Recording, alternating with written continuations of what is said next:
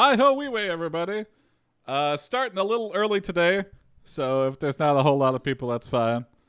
But I figure since this is going to be the only AiPD of the week, I started a little bit early, and I didn't do anything over the weekend. So I mean, I did a bunch of stuff over the weekend. I didn't do the bonus episode like I was hoping. So starting early. We're gonna do some scenarios, and yeah.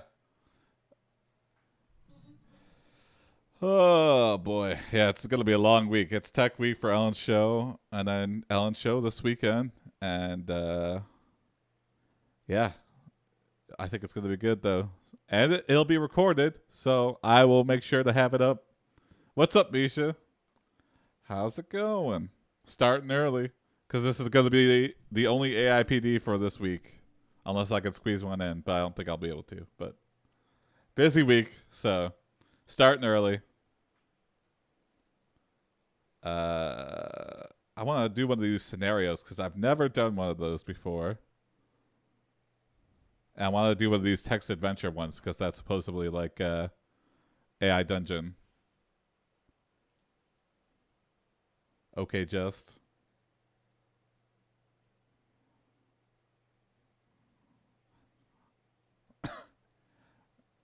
Misha, since you're the only one here, you want to pick out a scenario?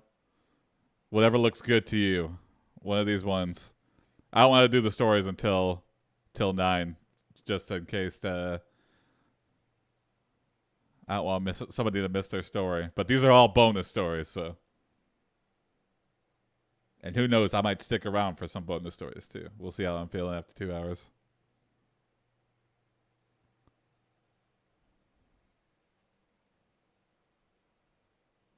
A lot of these seem like fantasy. Alchemist, Rogue, Izakai. No, I'm not gonna do World War II. Busy at work. Maybe moving department with the bees. Oh, that's fun. Hell yeah. Get behind the scenes. Everybody needs editing stuff. That's cool though, Misha. What about Animal Island? Where's that one? Yeah, let's do that.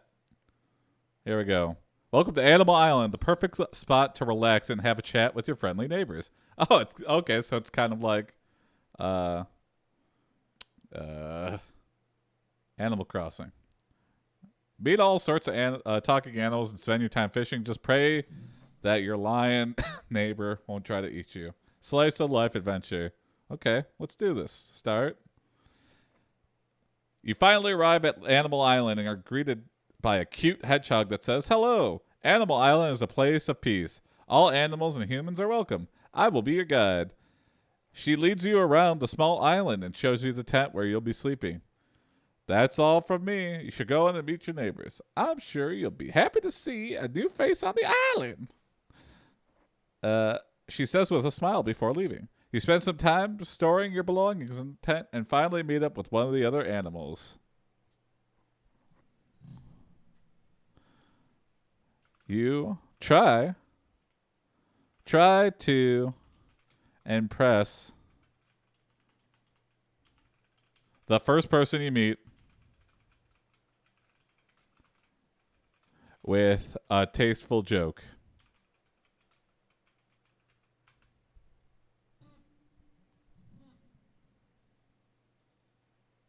I've heard there was a newcomer who wasn't too bad, he says as his eyes scan over you.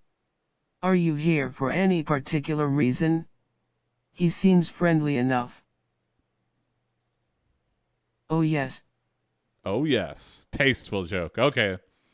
I mean, it could be Jurassic Park. It could just be albinos. It didn't specify whether they were extinct or not. Hey, sure, what's up? I'm doing an extra long episode today, so. And we're trying out some scenarios. So we're trying out Animal Island here. You say you come up with an original joke and say,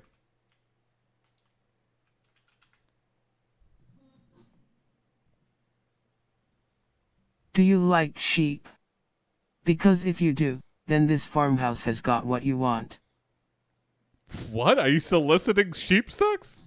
Is that what's going on? Oh, let me light my face too. Ah, there we go. Okay. I don't know. It didn't come out like we don't know the inflection of the way the guy said it. Maybe he said it in a jokey tone. But if someone said that just like straight faced, I'd be like, does that guy run a sheep fucking ring in his barn house? I think it's a kind of, I don't know, kind of like Ashkenazi or something. I don't know exactly.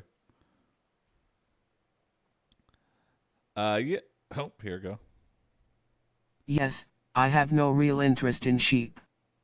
But it looks like you could use some help. Went right over the person's head, so.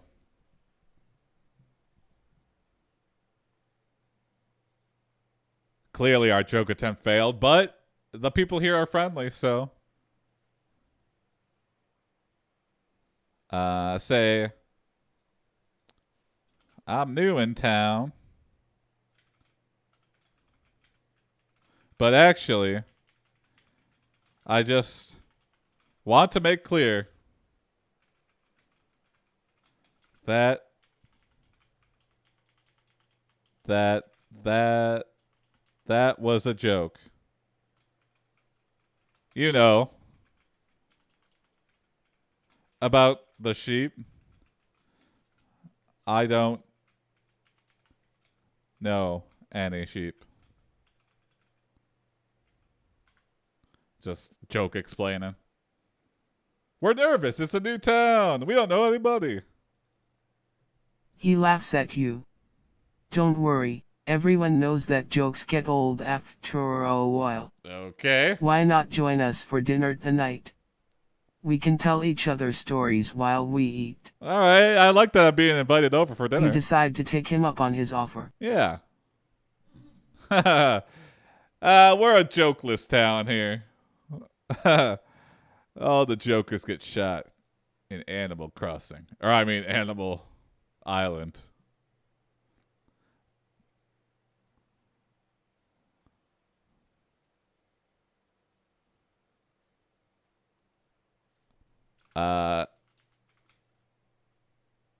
You don't know the dress code.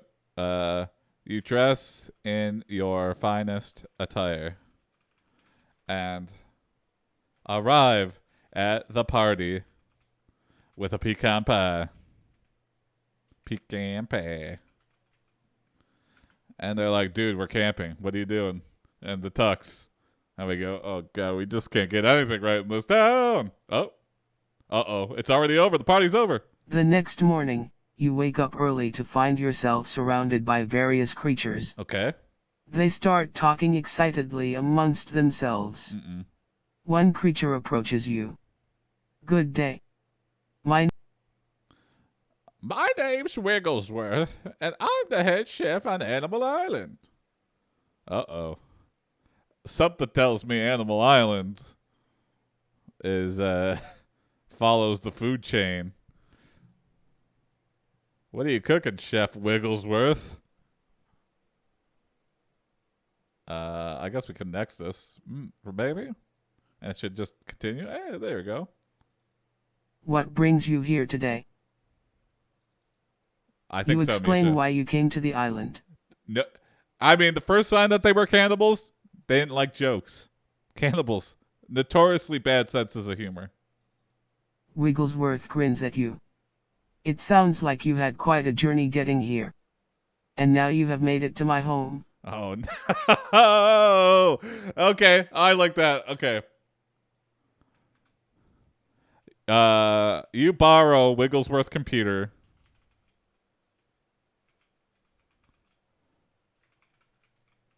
And go to questionable websites and accidentally get a virus, a computer virus.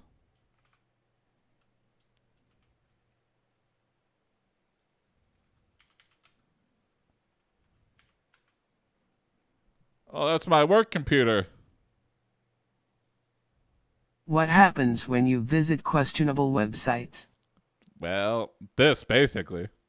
You discover several different types of viruses. Oh no. Some are harmless, such as adware or trojans which can track your online activity. Oh no. Others are dangerous, including worms, which self-propagate, or ransom.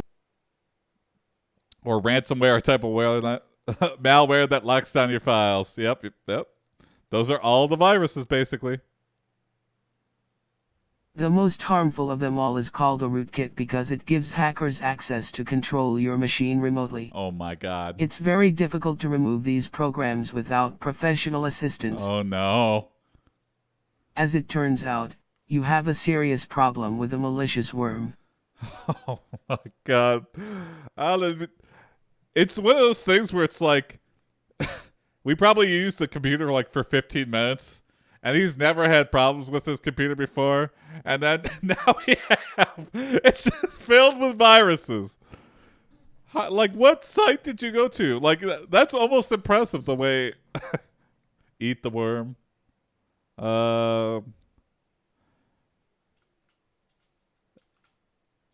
Shut down the computer and tell Wigglesworth that he must have gotten a virus looking at questionable recipe sites.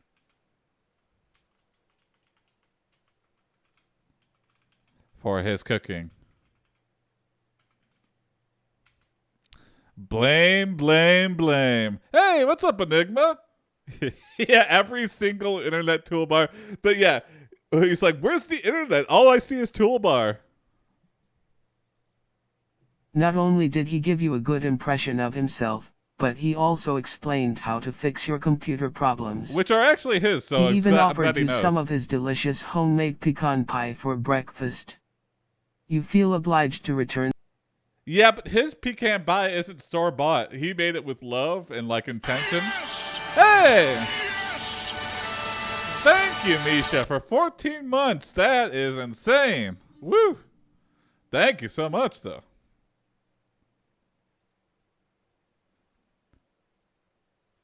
I would feel kind of off about that if someone bought me, like, I made you a pecan pie. I would want you to try to make something for me, I guess. I don't know. Maybe we know we're such a shit cook that we get him a store-bought one. And he's like, I just made pecan pie. Why would I want a store-bought one after I just made it? Thanks, I guess. It's a joke. And also, the viruses were a joke. I'm a jokey guy. Welcome to Cannibal Island. I'm a jokey guy. Yeah, 14 months.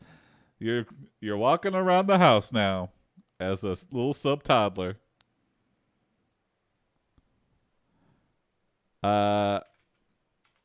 By Wigglesworth. A store-bought pecan pie.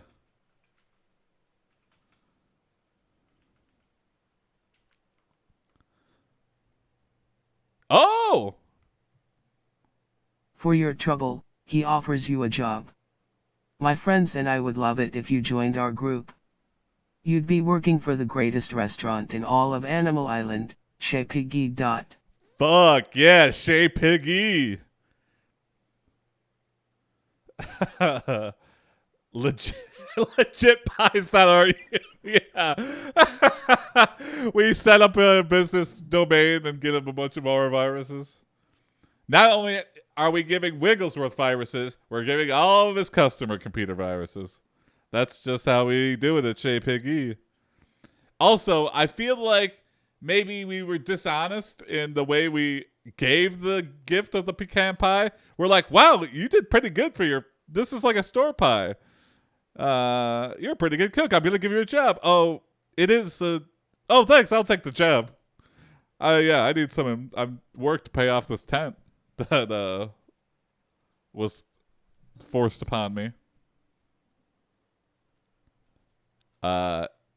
You have no let's see. So you have no idea how to cook. You uh hmm. What do we do? You cook your signature dish.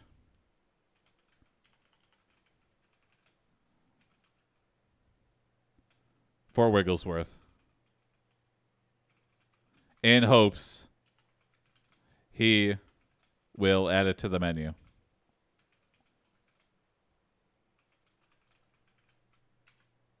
Please, Wigglesworth, please. That's amazing, exclaims Wigglesworth. Oh, what is it? I'll have to ask Chef Guido about this. Uh-oh, Chef Guido.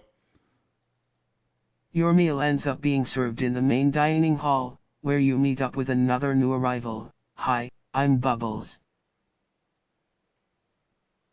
Are we on the Jersey Island? Bacon is the only dish on the menu? Yeah. Chef Wigglesworth is a cannibal pig.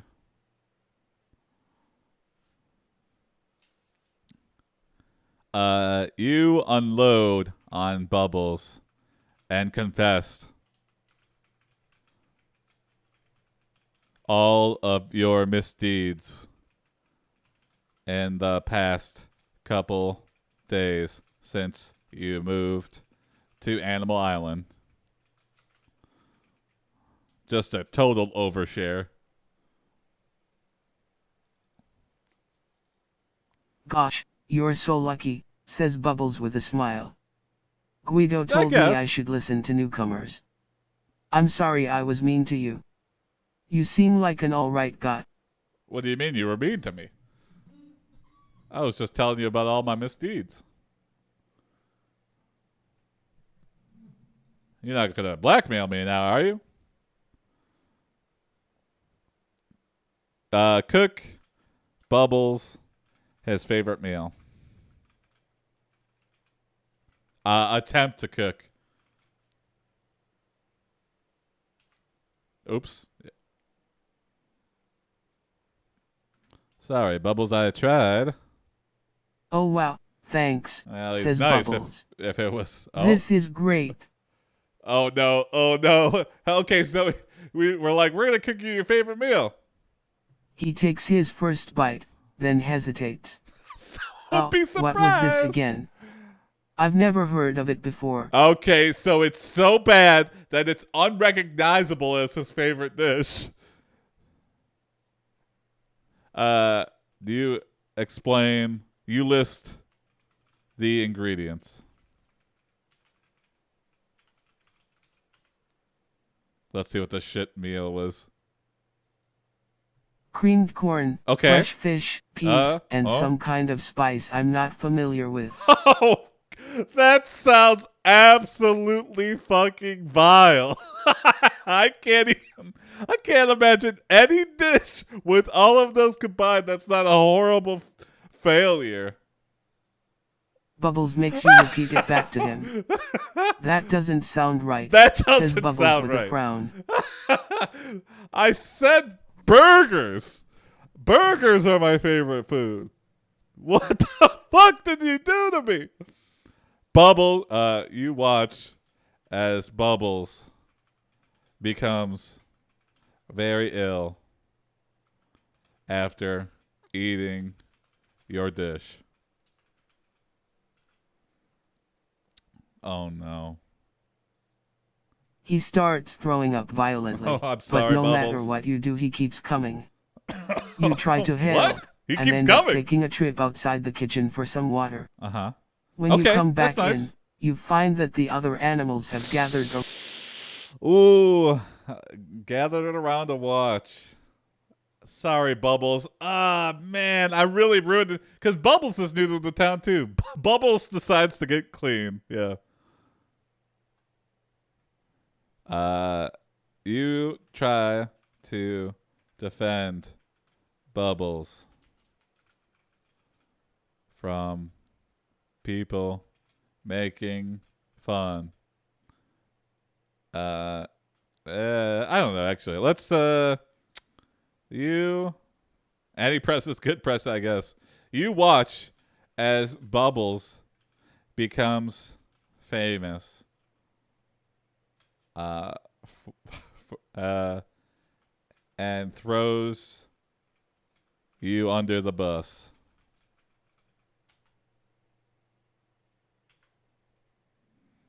It's always, oh no!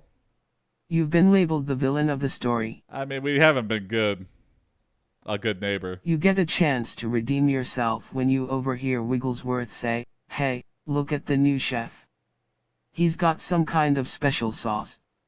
Alright, Wigglesworth is like, fuck, this guy's employed. I gotta, like, I can't have that guy be known as the worst cook ever and he works at my restaurant. You create a new special sauce that has the following ingredients.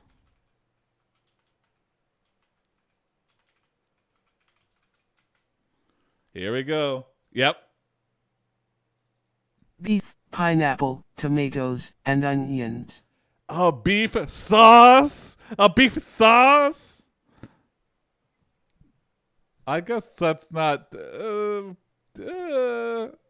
that's closer to food than the fish and creamed corn thing is, I guess. You bring the sauce to Wigglesworth in hopes he can use it on his meat. But it's raw beef. Unfortunately, you are not able to convince him that the sauce is good enough for his customers. Nah, I really kind of just panicked and grabbed everything that was close to me. He's like, you found a pineapple? And that was just close to you? Like, I don't know, onion powder, garlic powder, like, just water. This is all just using the juices. Isn't beef sauce just gravy? Hey, what's up, Jado?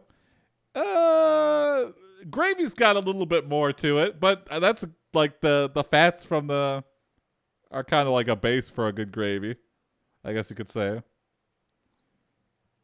So yeah, but okay, so let's say the beef part is like gravy. So a pineapple, tomato, and onion gravy. Well, the tomatoes and onions, that's sauce all day. Pineapple, I guess. You know what? Yeah, I could see that being a sauce. But also, Wigglesworth is like, this is an Italian restaurant. What am I gonna? This isn't like a barbecue joint. I can't use this gravy on spaghetti, or can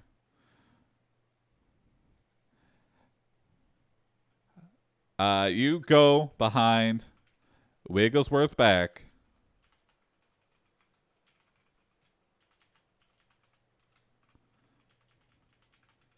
And put the sauce on everything you serve at dinner that night.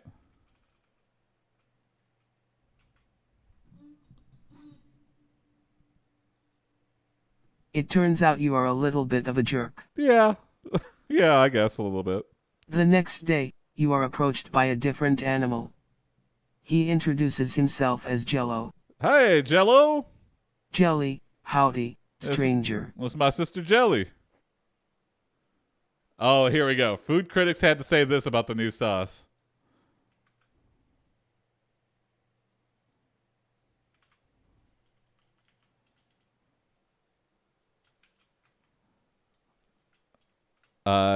Jello tells you that him and his sister Jelly are food critics. And they had this to say about your new sauce.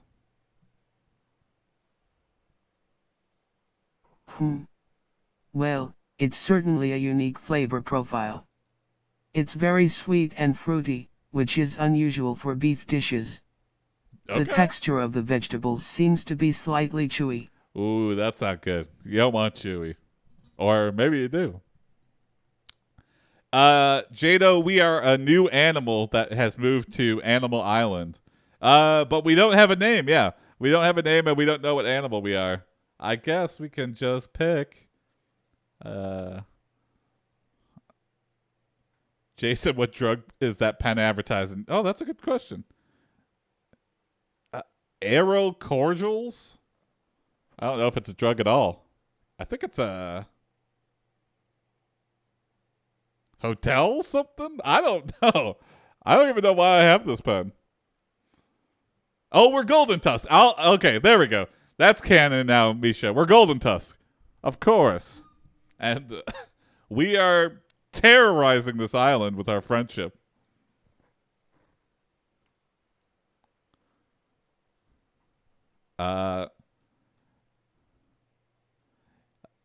You plot revenge on Jello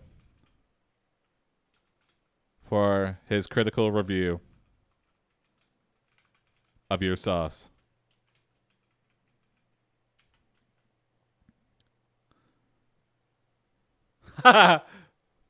Thanks for the feedback, you respond. I didn't ask for feedback, but thank you for it. No, thank you for the delicious meal you made for us the last time we were here. What? We I'm loved new your here. dish, and would love to give you a recommendation of our own. Oh, do they think I'm Wigglesworth? They're like, oh, you're the cook at Wigglesworth. Oh, yeah. You decide to make him slightly chewy. Oh, shit. Come on, Jello. Jiggle for me, Jello.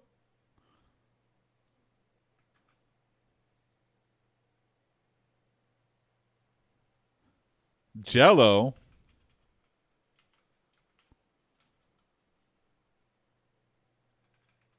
Jello recommends a dish, an unconventional dish.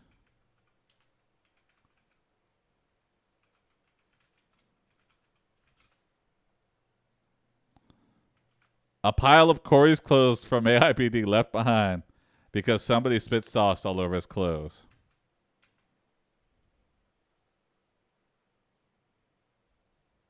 I have to admit, I'm surprised you would leave your clothes lying about Quaalude like that. surprise.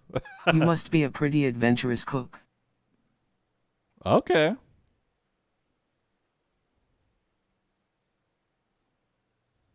Not really. I just wanted to make sure my clothes didn't get ruined. Oh, you didn't eat my clothes, did you? Oh my god. You savage. Jello thinks you're Cory? Now I think so, yeah. Or I think Jello might be Cory.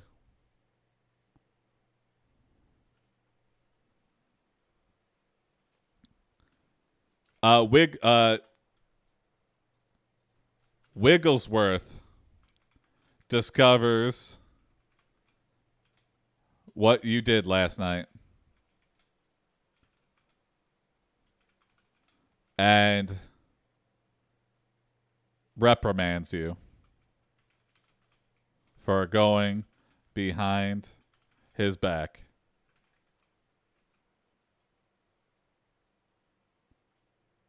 I'll just say reprimands you. Sorry, Wigglesworth.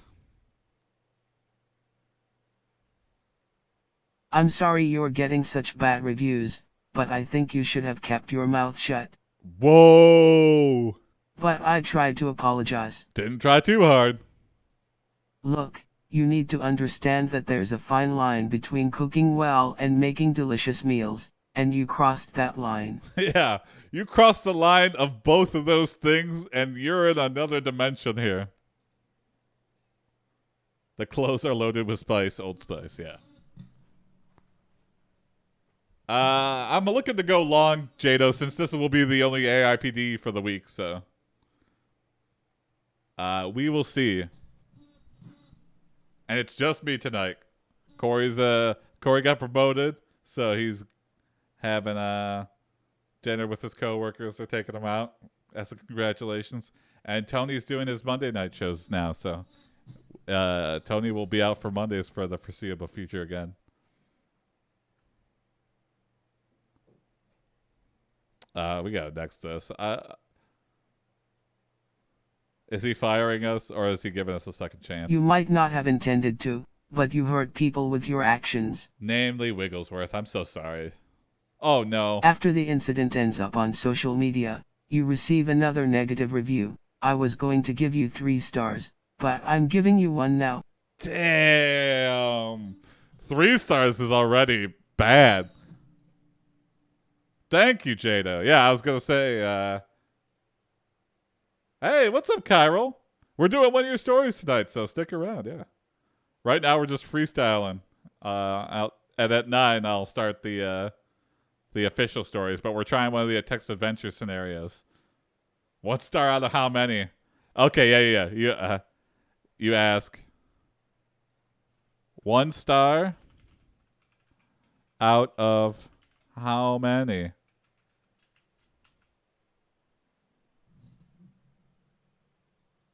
That is a terrible idea. You don't want to lose any more business. Wigglesworth is trying to do damage control here. What if I could fix this situation? Would you still give me 1 star? If you could change the outcome, then I'd have to lower the rating. You can't lower it than 1 star. What, you can give me half a star?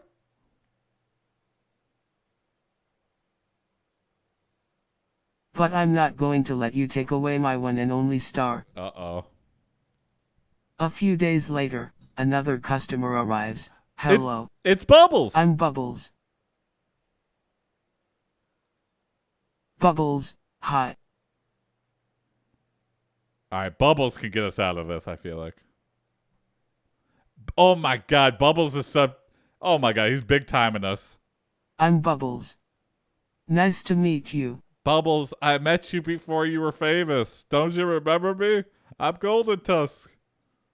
Bubble, oh wow, this is amazing. Oh god, he's got fans that are offshoot names. You are pleased with his positive reception. Good for Bubbles, I guess. Bubbles, do you guys do anything else besides beef? Yeah, we are actually an Italian restaurant, Bubbles, but I only serve you beef.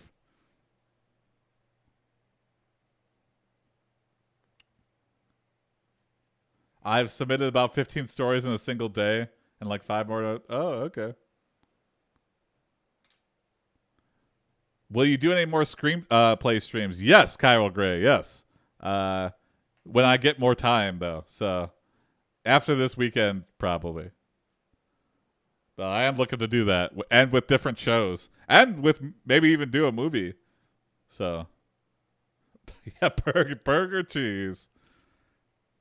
It's keto friendly.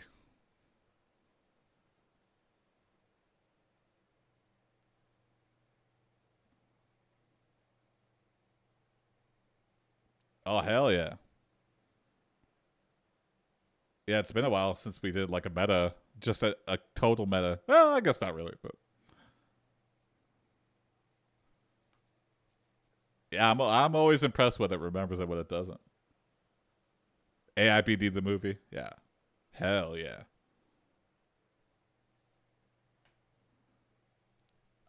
Okay. You list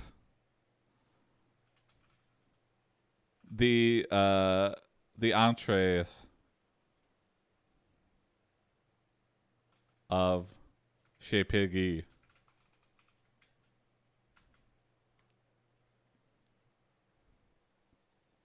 Burgers, steak, chicken, and pork chops. Okay. Okay, so it is kind of like burger, steak, chicken, and pork chops. Yeah, I guess that's like a diner menu, kind of.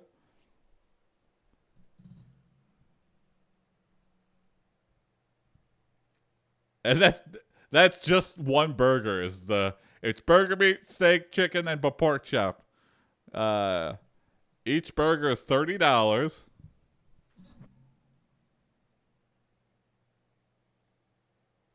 Yeah, Kyril. Yeah, there kind of is an offline version, but like if you look up Clover Edition, but then you need like a beefy computer to run it. So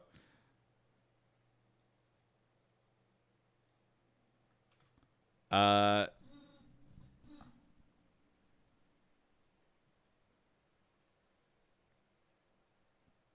Bubbles shakes his head. Bubbles, this is the first restaurant in town. What other types of food do you have? Bubbles. Okay, okay. You think you try to bribe Bubbles and hand him a bag of money to give you a 5-star review.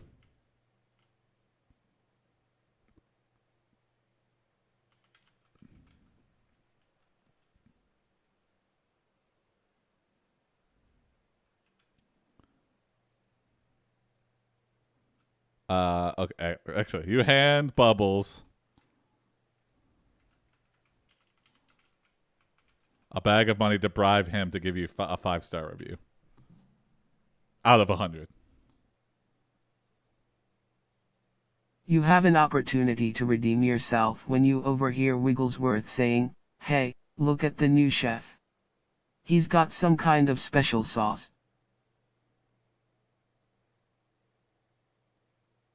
Has Wigglesworth replaced us already? Oh, wait a second. Uh-oh.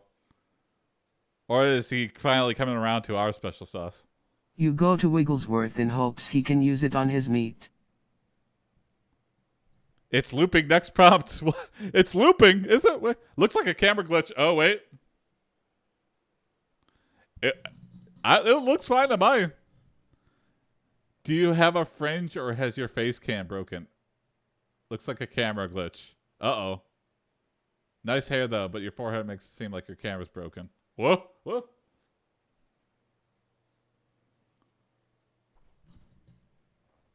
The forehead thing disappeared.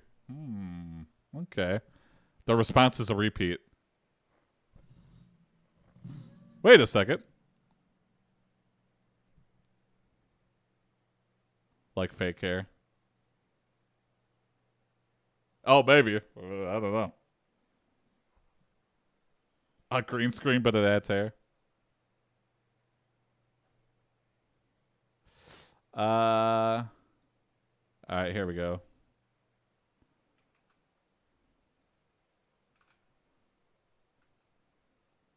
You say, how about we serve cats? I heard Jason from AiPD eats those. I don't eat cats.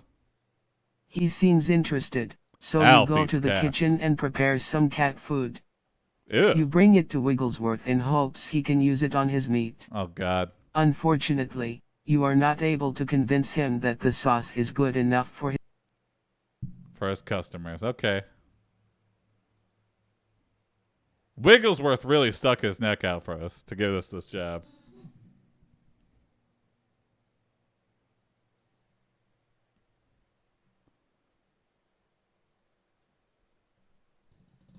Well, that's a would you rather. I would rather eat cats than turtles. Yeah. Wigglesworth also puts your ideas down. Yeah. He stuck his meat out for us. Okay, here we go. You open a locked room in Wigglesworth's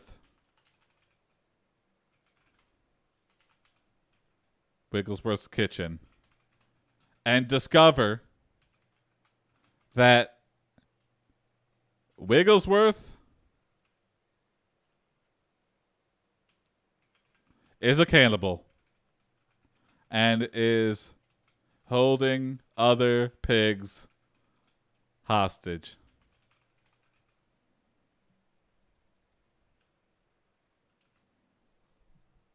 It was only a matter of time, Wigglesworth. Hey, what's up, Sticky?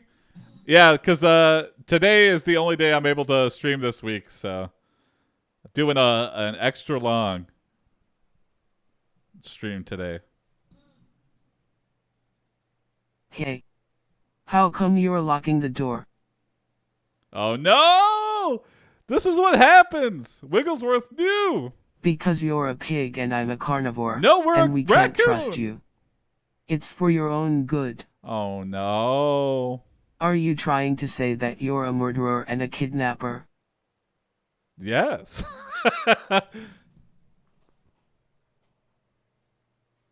Oh, yes, for Jim. Yep.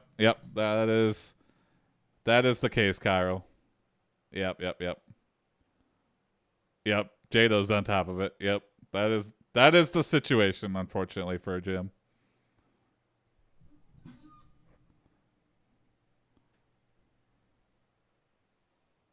And I think he's doubled down because, it's been a little bit since but what can he do? Yeah, I hope so too, Jado. That's okay, Kyle. Yeah.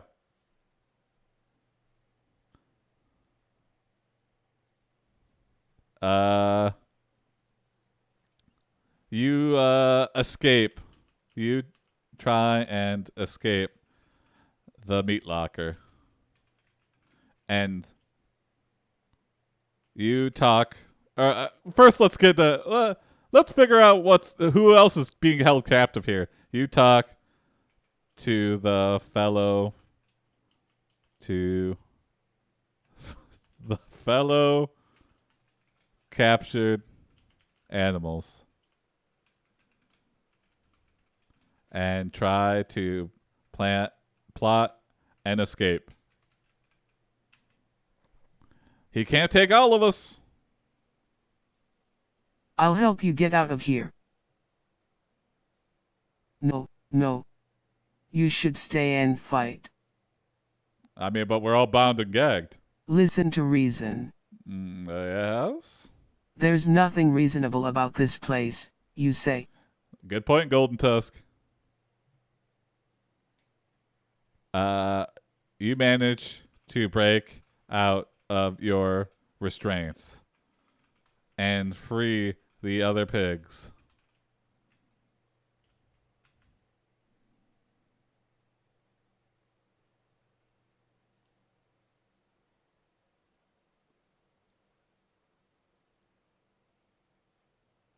Okay, Carol. Yeah, that's fine. Or you could just, yeah. It's in general there. I mentioned it a little bit, but. However, Wigglesworth escapes and you are unable to stop him. Misha's got the idea. Yeah. The ultimate karma move. Wigglesworth, gotta make a quick exit before they find me. Oh, you ain't getting away. Wait, what? Where's the car? Wigglesworth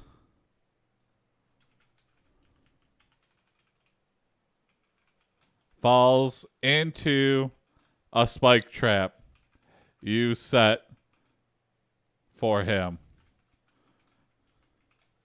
You kill and process Wigglesworth and serve him on a special version of tonight's menu.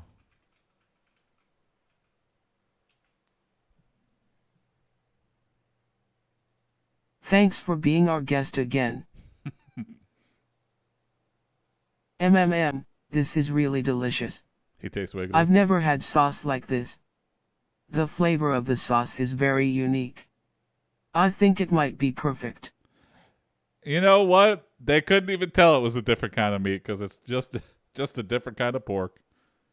But they're all about this sauce. They're like, man, that guy did not like sauce in his meats. How much is Wigglesworth? Yeah. It's like free. We're just trying to get rid of them all. Do you feel like the text adventure module has decreased the AI's coherence? I don't know. I feel like the specific scenario has a lot of Animal Crossing built into it. So it's definitely like focused it. I would say it's still coherent. I think it's pretty on point. I think this is just the way the story is going.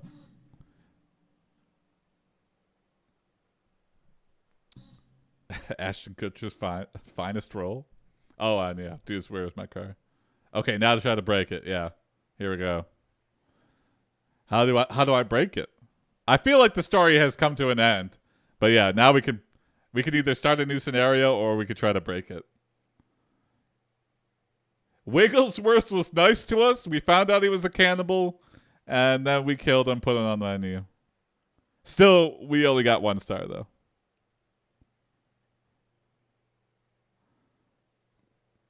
Oh, that's a good tip, Kyril. Yeah, I've been playing around with the different numbers, but not really in any productive way. But I've just been changing it to kind of gauge what's different, and I can't really tell because every story is so different that it's just like sometimes it's on, sometimes it's off.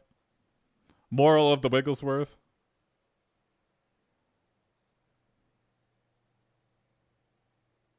Okay. All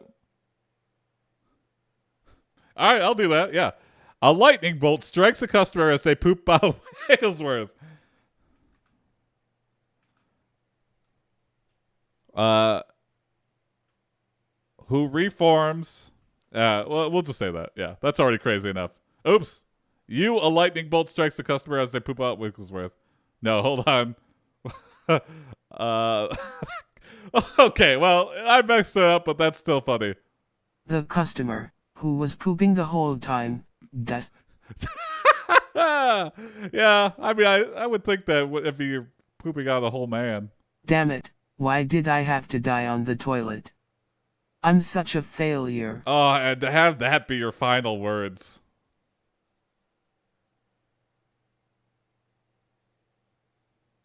Oh, it's this broken, I think. I don't want to hear that from you. All right. Wigglesworth. You are stunned to see Wigglesworth reform.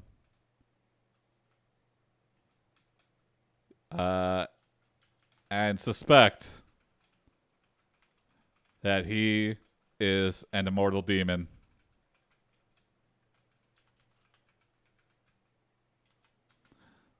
I mean, it's only natural. French or Russian, so your throat isn't tore. Very thoughtful. Thank you, Carol. Well, let's do Russian or French. Yeah, we haven't had a nice French lady in a long time. I'm not immortal. I just have a lot of energy. Oh, okay. Well, that doesn't explain how you reformed from a chunk of meat that was in someone's shit. But I don't understand. Why would you eat someone else? We just can't get over the cannibal part of it. I'm not eating them. I'm consuming their essence. Makes me think you're a demon still. Oh, he's not immortal, so he didn't say he wasn't a demon. Add a hydrate redeem. I've been hydrating. I got my La Croix, my pamplemousse, and I got my fucking big ass Slim Jim full of water. So that hydrates just for you. A stretch redeem. I should have that. Just so I don't sit my fat ass down and meld to my chair. Because I sit all day at work. I feel like that's just... I should just have a timer that goes off and do that anyway, though. It's not really a redeem, though. It's not really like you're interacting. It's just like, I'm just not being unhealthy to a terrifying degree. It's like, yes, I'm drinking water and moving. This is value. Yeah, we could switch to... I think enough people are here to start the actual stories. I love that Demon Wigglesworth. Let's get into the stories of the night. Story 1. This is story 0. This was experimental time because I didn't want to start any of the stories before the usual time in case anybody was waiting to miss their story. Do a timer thing, but use a sit-stand desk. I have a sit-stand desk too. So watch this. Oh.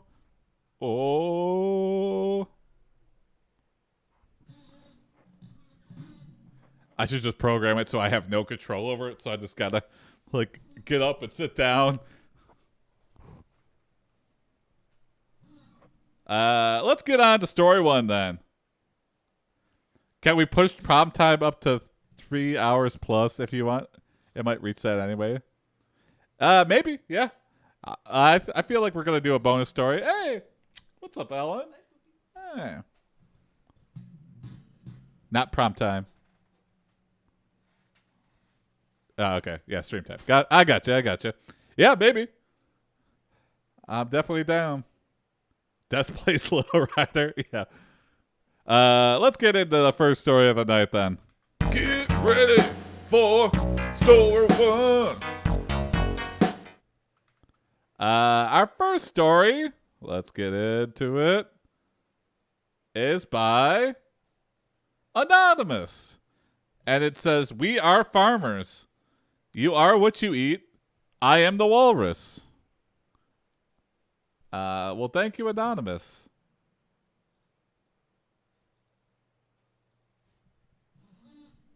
Let's see what happens. "I wish Church would pay me to be a full-time streamer. You and your friends deserve it." Thank you, Jada. That's very kind. Maybe one day. Or maybe one day it'll be something else. He was a little surprised to find that I had been right about how much faster we were going than before, but not nearly as surprised when he saw the light of the city up ahead. Oh, we're going fast. This is a fast walrus. Affiliate plus Patreon. Yeah.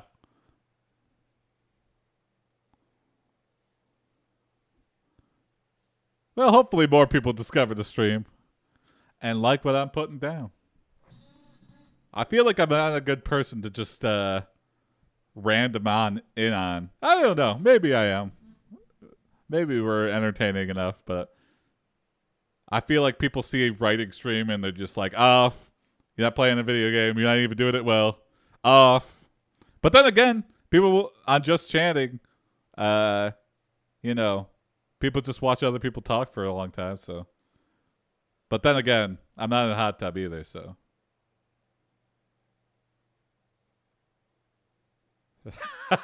There you go. Yeah. Yeah. Everybody just start blackmailing people into growing the stream for me. You know, if you got dirt on a coworker, you tell them to watch AiPD or else.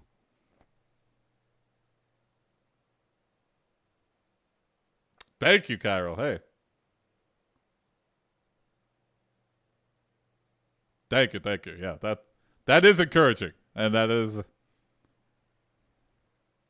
that keeps me going. The fact that you guys watch day to day, it does keep me going. I do appreciate it. And yeah, it's just, those long stretches of, I don't know. Yeah, I guess I should be happy because, yeah, before I would do the late night show at our local theater and I would have 2 people. Is there an option for you to view how long I've been a viewer? Well, it's hard to say, Cairo, because you've had so many accounts.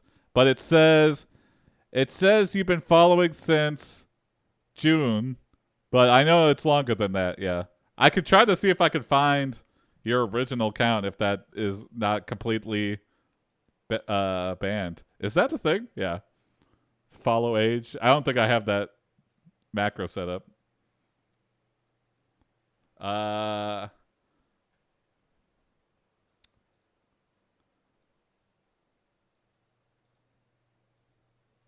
You race towards a picture of Jason from AiPD, your favorite streamer. His face is plastered on a dumpster behind the alley. You feel like screaming and jumping around, but instead you pull out an old game controller with one hand while holding on tight with the other. The screen blink at you. Press any button for your character. Okay. We gotta next that. I don't. We're on some weird. You feel like screaming and jumping around, but instead you pull out an old game controller with one hand while holding on tight with the other. The screen blink at you. Press any button for your character. Yep, we got that. Your fingers move quickly over buttons and joysticks, moving through menu until you're finally in game. The world is dark and silent. Only the sound of your breathing fills it. You take off running down the road, which seems to stretch endlessly into the distance.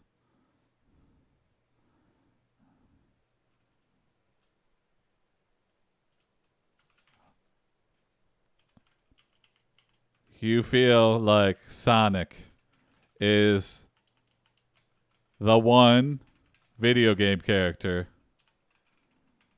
you can relate to the most. Here it comes.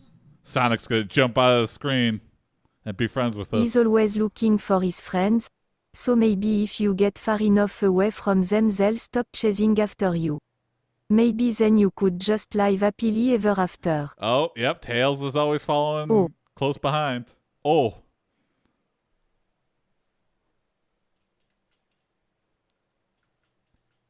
You stand shocked that Sonic has run so fast that he is outside of the video game and standing right in front of you.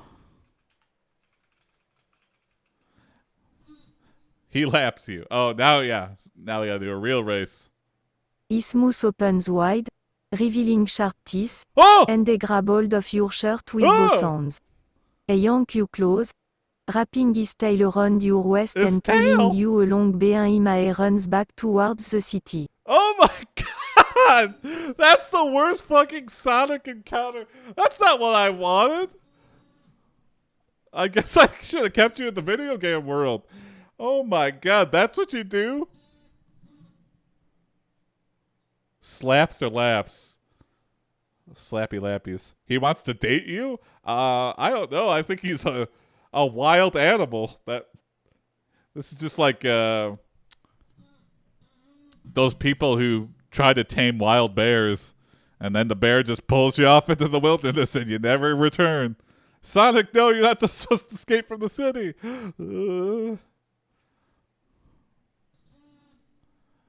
You cry as Sonic drags you at light speed towards a dingy apartment complex.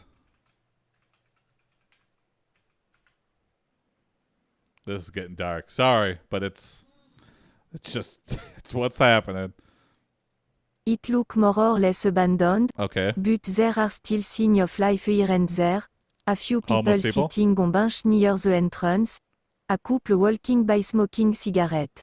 Couple people smoking crack. A couple people freebasing. Oh no. Sonic throws open the door and shoves you inside, slamming it shut behind him. Oh no. Yeah. Can we turn this into a dating sim now? Yeah. From this point, it's pretty. You look at fellow captive wildlife animals. Or, well, you look around the room at other captives. Man, this is really a prison night, prison story night. And reveal your troubled past. Or actually, let's do, you plead with Sonic to spare your life and reveal your troubled past.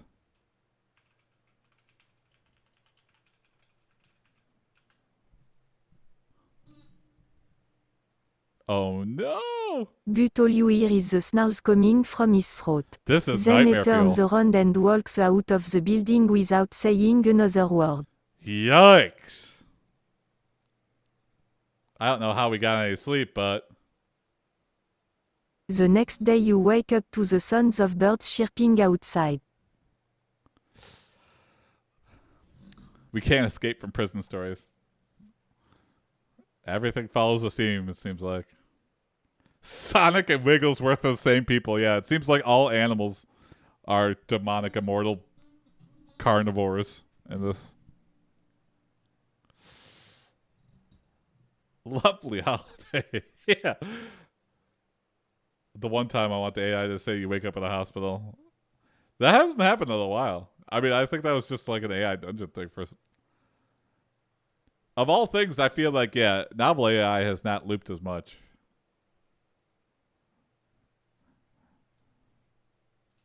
You look for something to defend yourself with. But it is too late. Sonic has returned.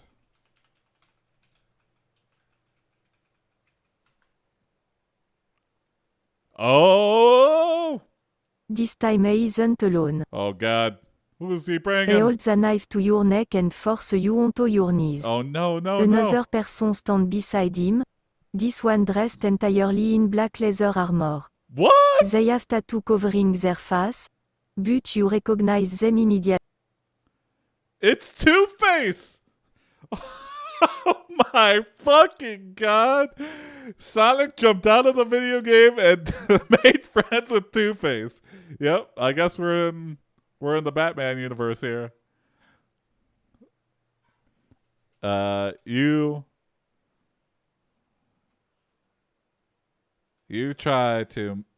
make a deal. You try to make a deal with Two-Face.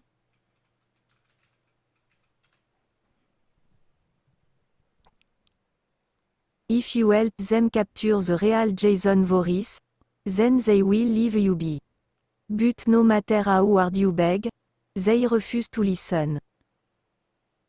Wow, this is just bringing in everything. This is the perfect Halloween story. Which Halloween's coming up here?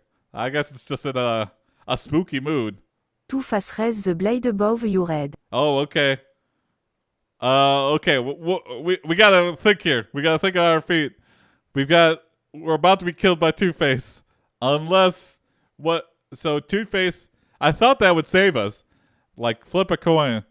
You plead. Kiss him. Okay. Let's try that. You panic and kiss Two-Face. Uh-oh. It doesn't react. It worked though. But neither does he cut you down. Good idea. Instead, Sure. he takes the knife away from your neck. He points the tip at your chest. Well. Then he plunges the knife deep into your heart. I thought it worked. It worked for a moment at least. We lived for like a couple seconds longer as he was just like, what the fuck? And then he's just like, nope, still killing you. Boop. It's a fake knife. Heartbreaker. Yeah, literal heartbreaker. You start to lose consciousness.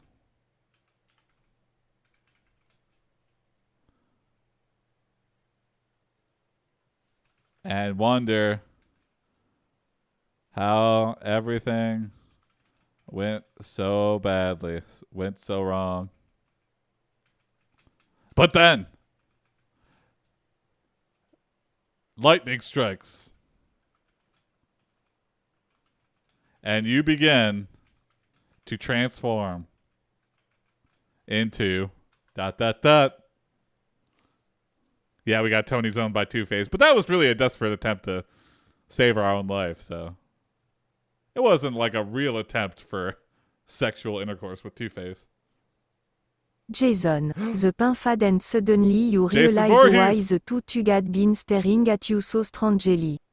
You grab hold of the nearest man and tear off his arm before tossing it aside. The second Tug screams and flees. He didn't turn into me, Misha. He turned into Jason Voorhees. Your movement is slow. But somehow you are able to keep up with Sonic. You chase him into an abandoned cabin in the woods.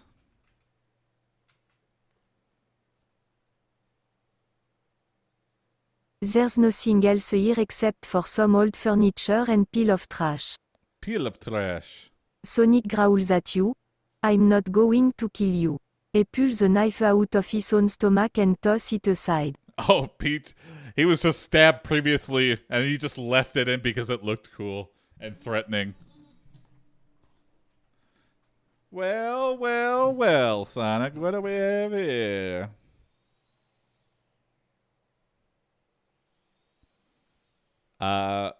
You have an epic battle with Sonic.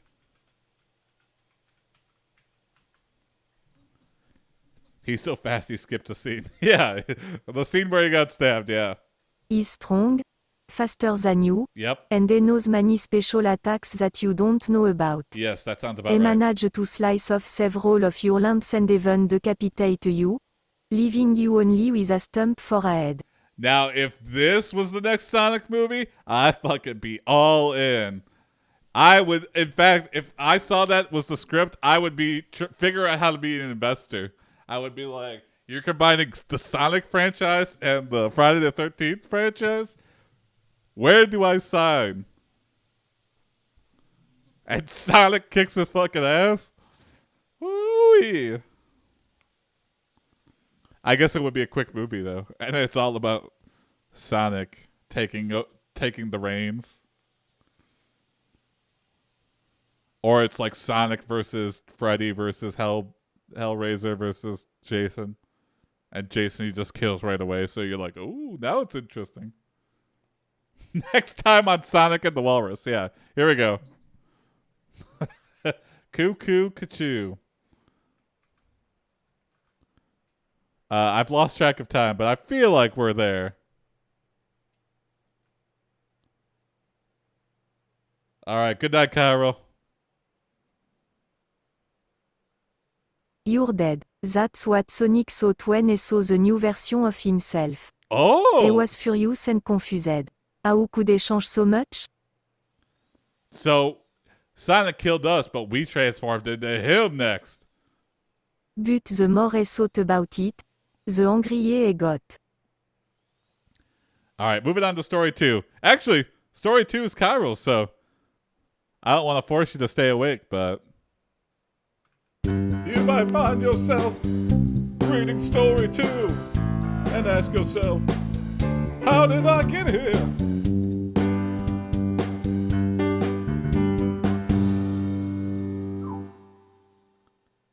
Our next pop is by Cairo. I should have done this one next, but yeah. Sonic reacts to his initial movie design.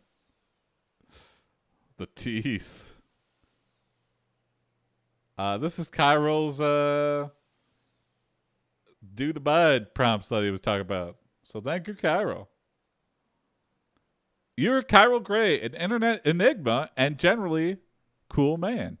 You are at the bowling place. You know, everybody. It's the town's only bowling place. You're about to start your first throw, but you hear a man shouting behind you.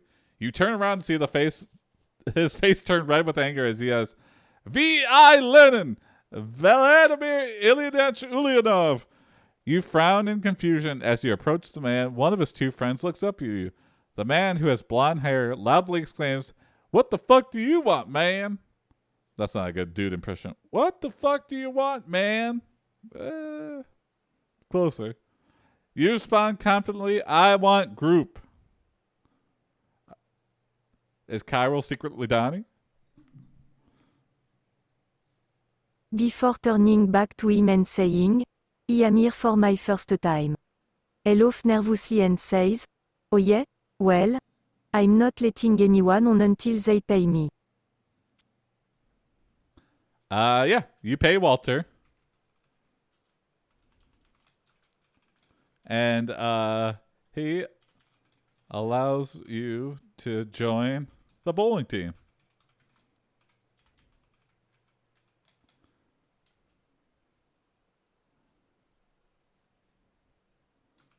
You bowl your first game.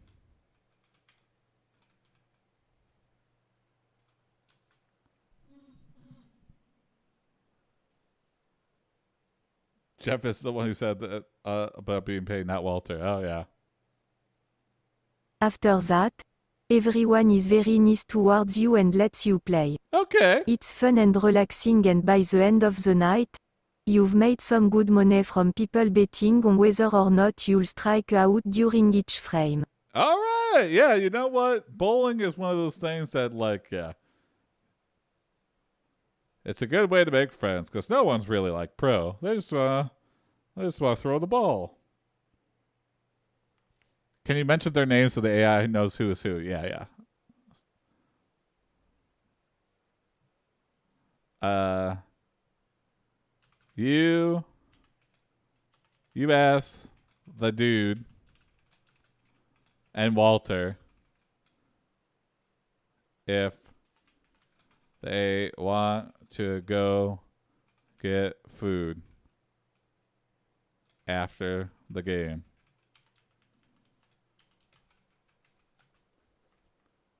Is this what you guys do all day? Mention Donnie? Yeah, there you go.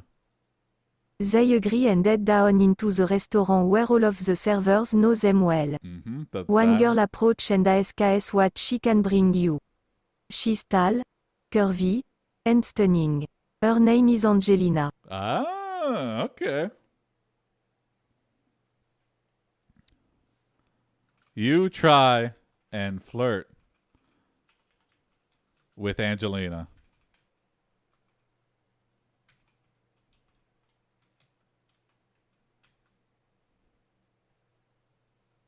She seems interested and flirt right back. Eventually, you decide it would be best to just kiss her while sitting next to each other. Uh-oh. As soon as you touch her lips, however, she turns away and storms off. Oh, no. Yeah, she's working. She thought, some waitresses, like, they ride the line on flirting, to get the better tip. But as soon as you make physical contact, it's over. The alley has a bar, Jason. I don't want bar food. I want restaurant food.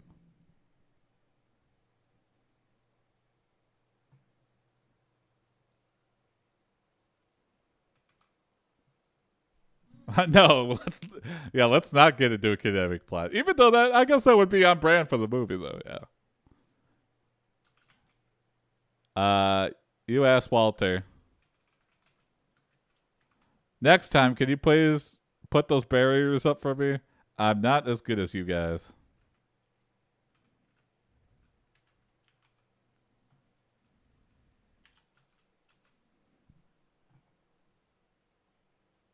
No problem, he répond, smiling warmly. Okay, see? I didn't think that would happen, but, you ask and you shall receive. I think you just get a penalty bonus or you get like a handicap, or everyone else gets a handicap if you play with bumpers. I don't know. I've never been part of a league. I'm just guessing. I would assume there'd be some way that someone could play with bumpers and be part of a league. Walter returns a few minutes later with another drink for you. You both sit there drinking quietly. About 10 minutes pass when suddenly, Walter starts laughing uncontrollably. You ask Walter, what's so funny? Oh, wait.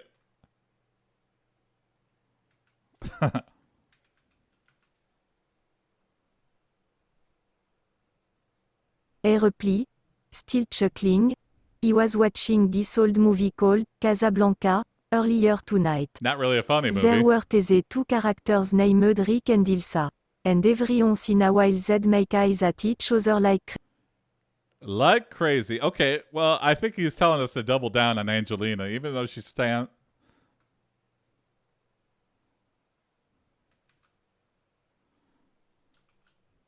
You take the hint and walk up to Angelina and ask, Angelina, I don't know how to say this, but me, my boner. She smiles brightly and takes you round. Come upstairs. She lives above the place where she works. Either that or she's gonna kidnap us or Afterwards, she lays atop of you and kisses you passionately. Soon enough, she rolls over onto her side and begins rubbing against you through your pants. Just like Casablanca. Is Casablanca a comedy? It's definitely more of a romance. I think there's funny parts in Casablanca, but I would not call it a comedy, no. Was Casablanca released in the 1990s? In the 1900s, more like it. And I hope they didn't remake it, but they probably have already. Oh, yeah, here we go. You fall asleep at Angelina's and have a bowling themed dream sequence.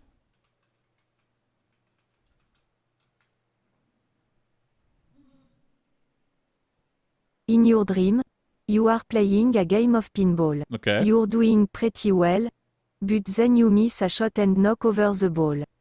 Suddenly, someone comes behind you and grabs the ball. Okay.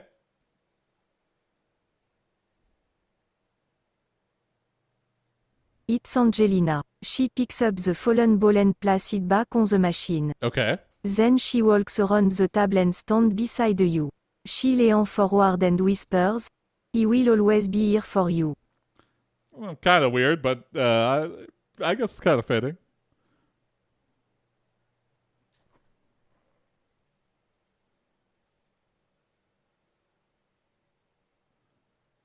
And it was just because someone pissed on this rug.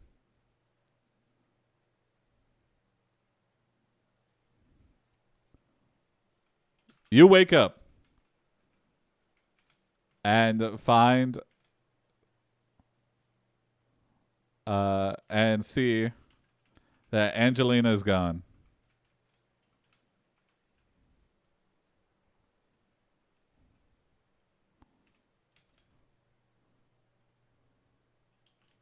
And so is your wallet.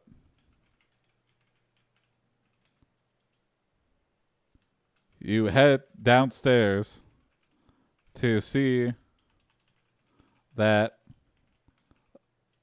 the dude and Walter are eating breakfast.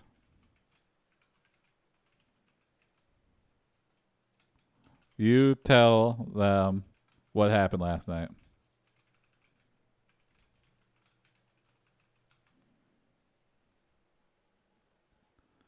Yeah, Walter's a war veteran.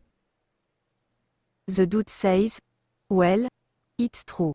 You did lose your wallet." He points his finger at you and continue, "But you also lost something much more important than money. You lost yourself, man."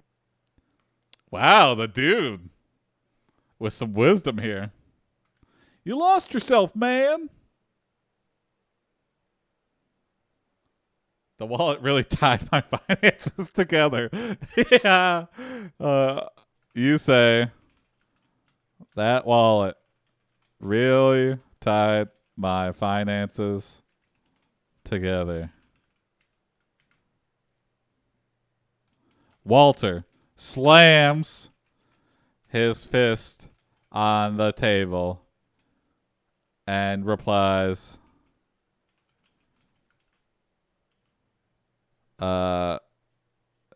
this shit cannot stand. I will use my war skills to track her down. We are getting your wallet back tonight.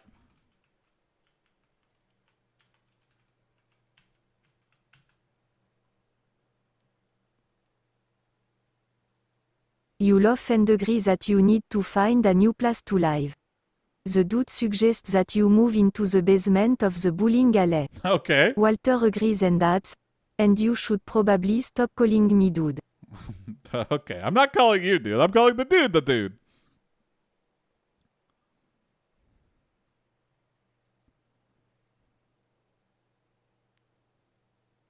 Yeah. This is all you, Carol. This is stuff I would assume you would do. Just don't say that I slapped myself in the face. No.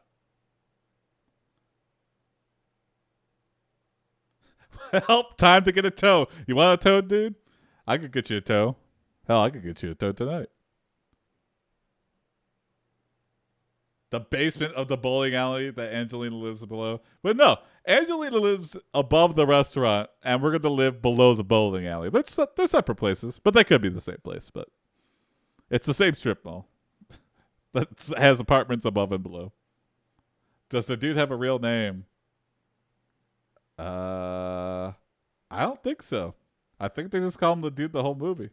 Well, no, his name is Lebowski. Jeffrey Lebowski. Yeah, there we go. I don't know why that less, and that is why he's got the same name as a rich guy in the movie, and that's what starts the whole thing. It's all confusion. But they're both called Jeffrey, so it gets confusing. Yeah, but he says you could call me the dude. And then the rich Lebowski thinks it's welfare, and he is mean to him, but he takes a rug anyway. I highly recommend Misha. That's one of my favorite movies. I watch it like every year.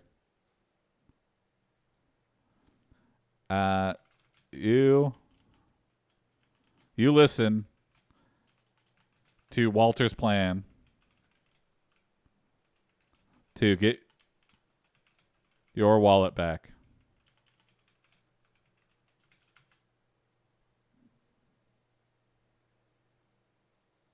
You are standing outside the bowling alley. It's about noon, and you've been waiting for almost an hour. Finally, you hear the door open and Walter and the dude come out. They seem to be carrying a They seem to be carrying a lot of stuff. Okay. Why do we need so much stuff to get? You notice all the items they are carrying.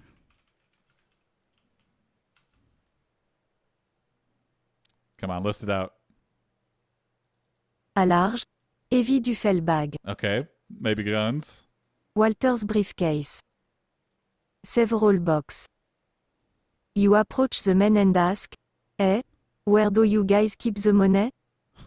Okay. Uh-oh.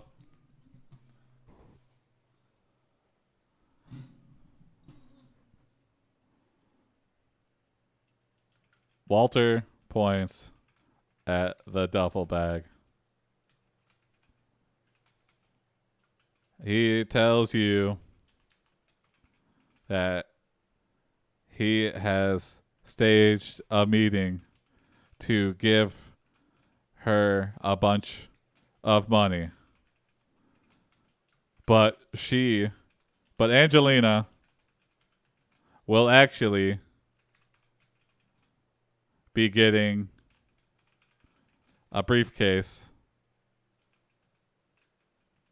full of his dirty undies.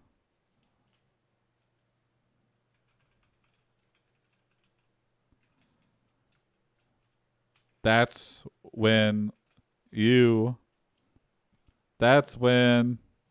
everyone rushes her and forces her to give the wallet back.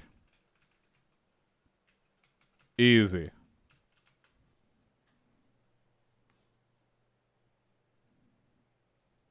You watch a Walter and the dude load up their car and drive off. You look back at the building and think, now where was he? Oh yeah, I'm going to go in and ask for a job. Oh, hey, we're gonna see if we can work at the bowling alley. I guess Walter and the dude are just gonna do this for us.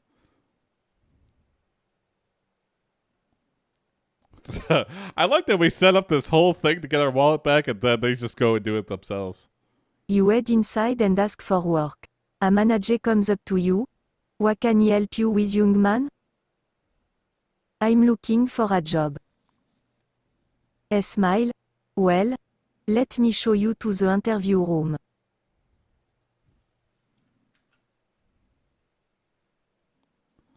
The manager has only one interview question to work at the bowling alley.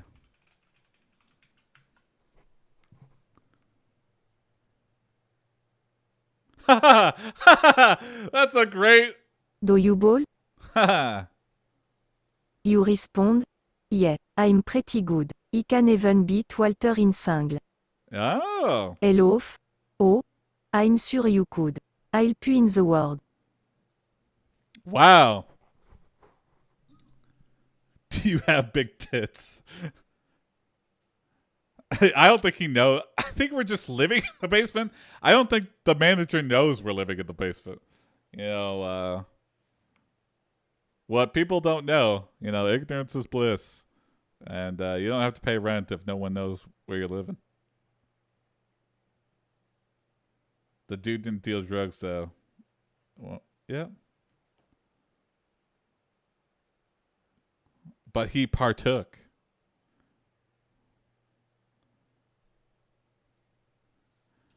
You work your first shift at the bowling alley.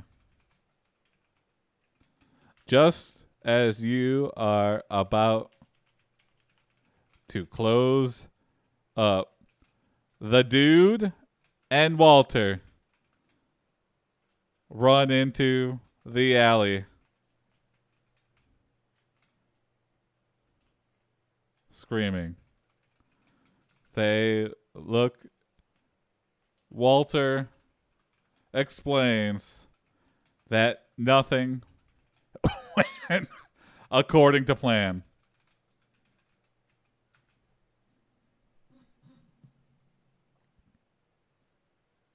They ask if you want to join them for dinner. Okay, they don't want to get into details. They know what they did. You say, sure, I mean, I don't have any plan.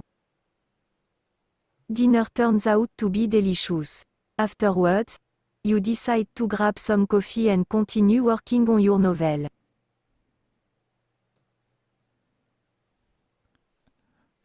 An officer, or let's just say you hear a knock at the door. You open it and see that it is ...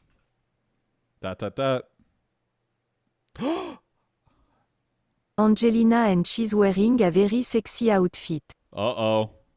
She asks, can we talk a minute? You say, It's just like sure. Maud. Angelina sit down on the couch and look at you.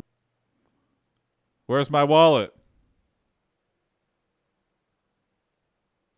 She says, thank you so much for helping me last night. With the sex? Yeah, you're She welcome. Where's my continue, wallet? My parents are both really strict. And they would have killed me if they found out. Oh, okay. Yeah. You smile and reply, don't worry about it.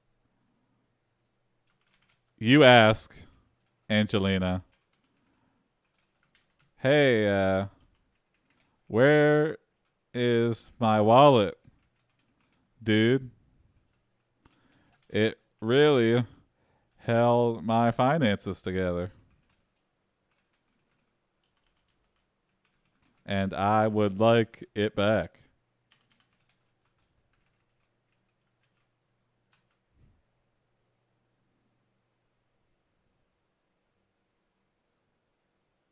Oh? Angelina says, he gave it to you.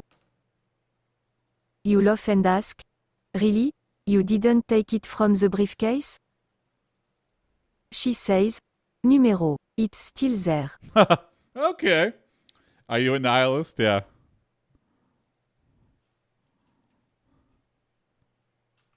You get up to leave, and Angelina grabs your arm and asks, are you a nihilist?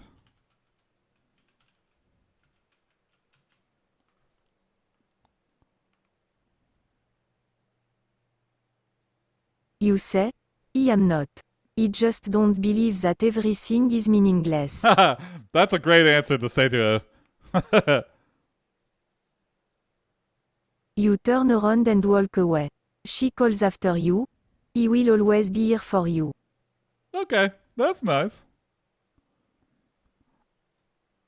Next time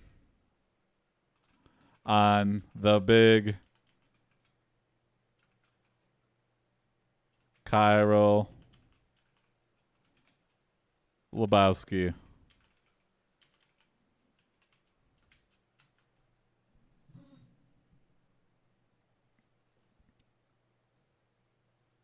Will the dude really lose his virginity to a bowling ball? It will be funny. How long will Walter and the dude wait before they confront the nihilist? Okay. Who will win in a fight between the dude and Walter? So that's a good question. I mean, Walter's got the size and skill advantage, but I feel like he's too much of an asshole to make anything work. And the dude, I don't know. Yeah, the dude's a schemer, but nothing really works out for him. So it's kind of like, it would be close, I feel like. But the dude's not a fighter.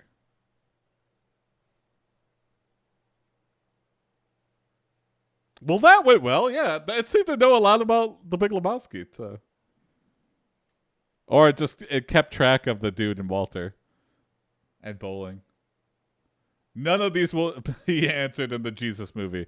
Yeah, I posted that in the Discord, but I haven't watched it yet, so it might suck big balls, but I still want to watch it because it's just like,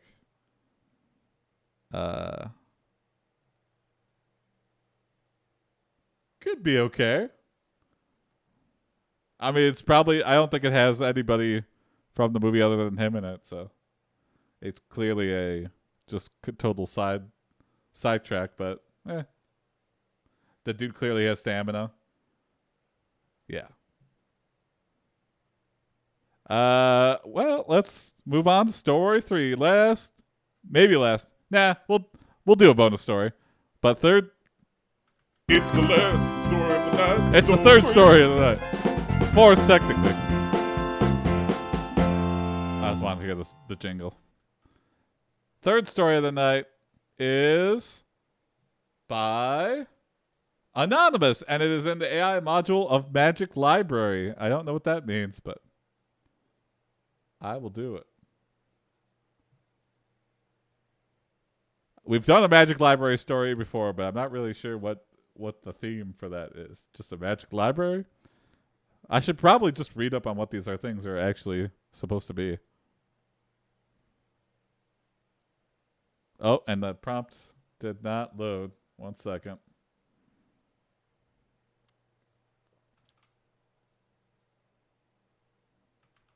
Well, thank you, Anonymous. I think this is a raindrop story. It's been a little bit since we had a raindrop story. Gentlemen, Dr. Raindrop started, and fellow Nobel laureates, wizards, sorcerers, and microbe calculating badgers. It is my pleasure to have you all here again at the annual Magic and Wizards Conference. The room was packed. Nobody had ever been to a Magic and Wizards Conference, so everyone had shown up to see what it was all about. Each person in the audience had a small white card in front of them with their name on it.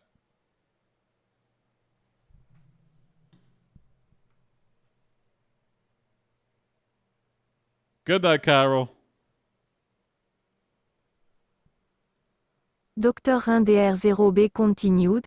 This year we will be discussing the latest development in magical research, from theoretical physics to applied biology, as well as current problems in wizardry.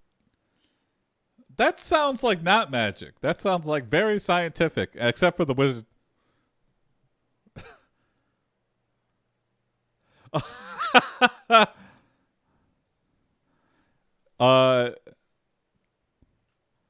You look. You are distracted by Dr. Raindrop's speech, as you see in the back of the room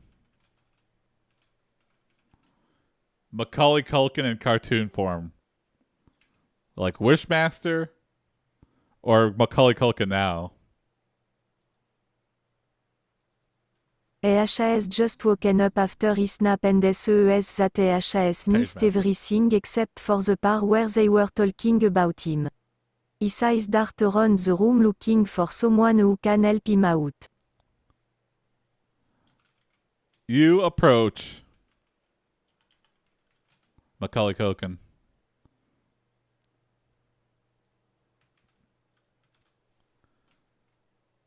and ask him how you could help.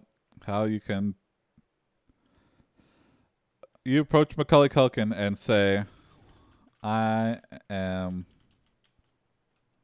such a big fan of you from Page Master. How can I help you?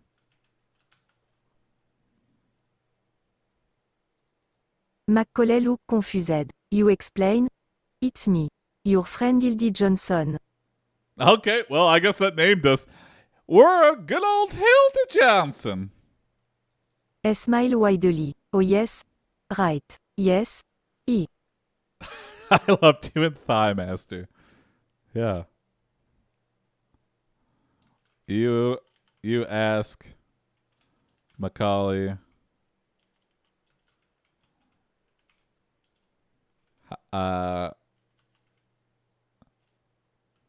what seems to be troubling him and if there and offer to help him.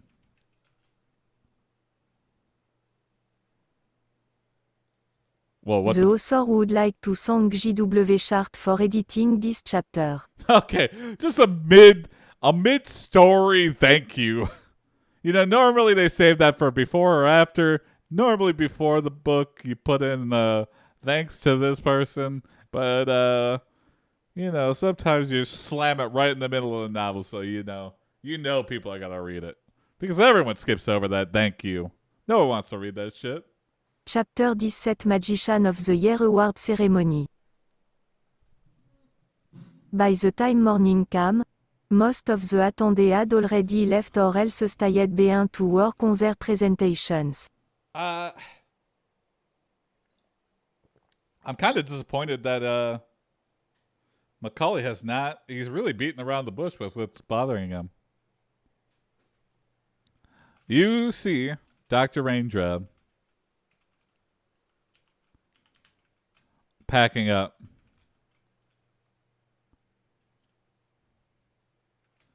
And ask, do you know what is trouble? What is Macaulay working on? And can I help him? Be patient. Chapter 17 will explain everything. Yeah, there we go. That's right. Yeah. RDR0B says, yes, he's trying to figure out how to make people fall asleep without actually having to put them under hypnotic trance. Uh-oh. Uh-oh. Danger, danger. Really? Uh-oh. I don't know if I want to help Macaulay accomplish this. I feel like there's already an answer, but I don't want to answer it for him. That sounds interesting. Maybe you could tell me more about it later? Hilda Johnson knows how to put people to sleep. Sure thing. But first there are some other things you need to take care of before leaving. You return to your office and find a note from Dr. RDR0B telling you that he won't be able to. Uh-oh, well, you're not able to. Attend today's meeting because he needs to do something urgent. Instead, she sent an email saying that she'll send over another team member once her new assistant arrive. After reading the email, you head down to the cafeteria to get a cup of coffee and some breakfast. Ooh, sure. Dangerous territory. I need to update to good old Australian voice. French lady is doing me dirty here.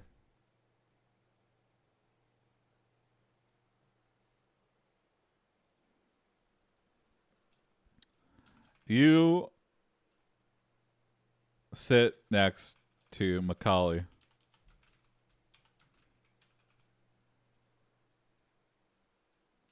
And offer him your donut.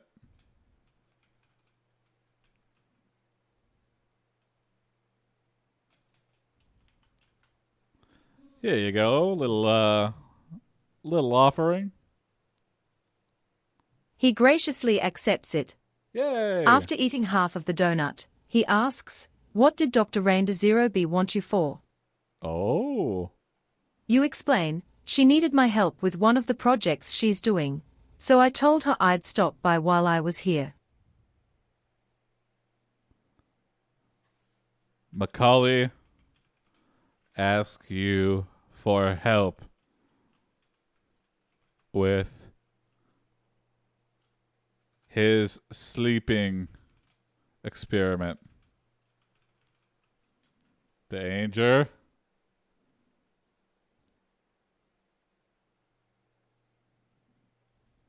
So you're going to try to teach me how to hypnotize people using magic? No. No. I don't think so. It's not really that complicated. All you have to do is trick them into thinking they've fallen asleep. Oh no. This is I'll next it to see.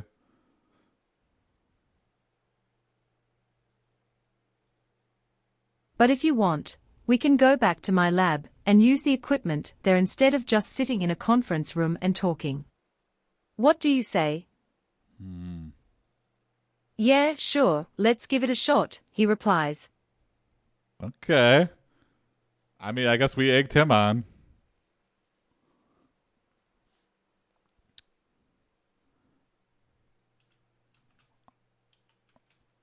You head to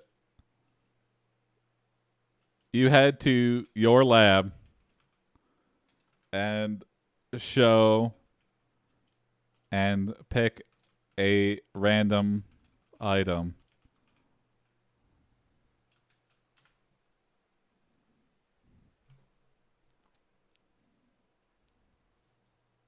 A glass jar filled with a brown liquid. Okay. Okay, now, you just need to convince the person you're talking to that they are falling asleep. You can start by putting the jar on the table and then slowly tilt it until the fluid starts flowing out. Gross. What is this brown liquid? And why does it stink? As soon as the person notices the flow, they should be convinced they are about to sleep. Oh. Then, when they close their eyes, they will be effectively unconscious. Once they wake up, they will remember nothing about the whole incident. I imagine it's molasses, now that I think about it. Of all brown liquids, or close to, I would say molasses is probably the most hypnotizing. To just watch spill out of a jar. I don't like what we've created, though. And now Whoopi. That's what we're not. We're not. We're riding the line right now. It's just a sleep experiment. There's nothing. They do forget about everything, apparently, but that's. Whew. You fall asleep. And when you wake up, you realize that Mac has stolen your idea and put a patent on your brown jar of liquid.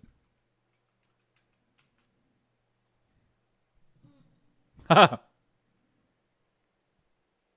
You can see a lawsuit coming. Yep. The author would like to thank J.W. Schacht for editing this chapter. Thank you, J.W. Schacht, for editing every chapter, it seems like. Chapter 18, The Next Step in Science and Wizardry. It's the next chapter. When you return to the room where the presentation is being held, you see that the crowd has thinned. Okay.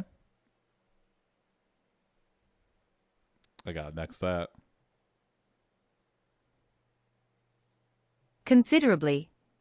There is only Macaulay Culkin and the two women who were running the program, Dr. Rainda Zero B, and the woman who introduced herself as Dr. Mantis. Oh, Dr. Raindrop and Dr. Mantis. Get away from Macaulay Culkin. He didn't show you his brown tube of liquid, did he? Did he? You try and warn Dr. Raindrop and Dr. Mantis about the brown jar of liquid.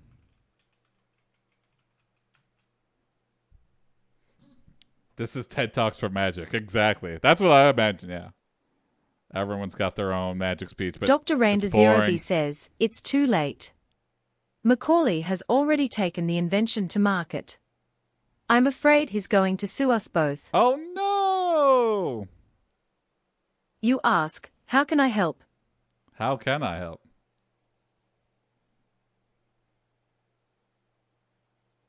Is there anything I can do to prevent this from happening? Well, no, unless you have a time machine or something. Rainda Zero B explains, I tried to talk him out of it, but he wouldn't listen. He said it would make him rich and famous, and he wanted to hurry up and get started. Judge Trout's cameo? Yeah. Flash forward. You decide to sue and appear in court in front of Judge Trout's.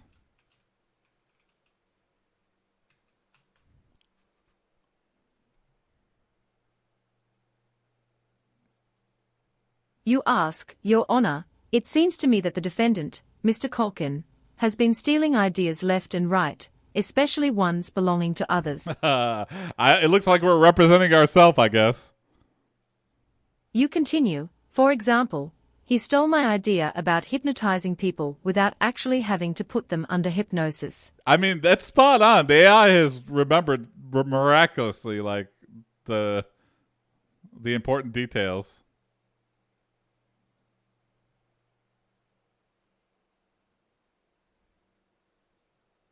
And now he has patented it and is trying to make money off of it.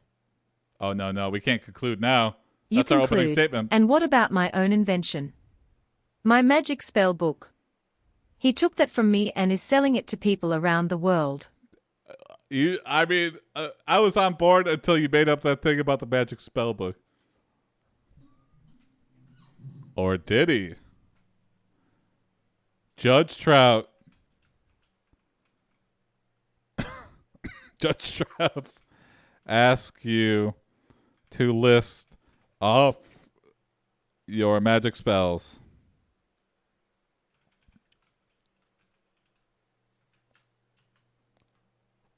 DMCA claim. Yeah. Oh boy. Spell name, Fireball.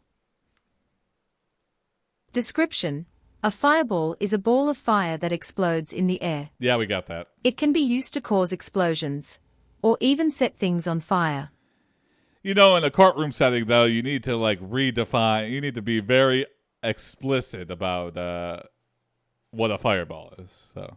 Effect: this spell creates a small sphere of flame that burns for 3 seconds before exploding into the sky, causing an... Is that it? Our magic spell book was just all about fireballs. Oh shit, maybe not. Effect: this spell creates a small sphere of flame that burns for 3 seconds before exploding into the sky, causing an explosion. Yeah. Spell name, Ice Storm. That's it. Description: an ice storm causes the ground to freeze over. Anything that touches it becomes frozen solid. We're like a level 20 sorceress in Diablo 2. Fireball and Ice Storm. That's all you got. Effect: this spell freezes the earth and everything on it for 10 minutes. Yep. Okay. Yeah, let's not stop that anymore. It sounds like a basic spell book. You you turn to Mac and say, I believe that Macaulay is a fraud. He doesn't even know magic. Why was he going to a magic conference in the first place? It's only for members of the magic circle.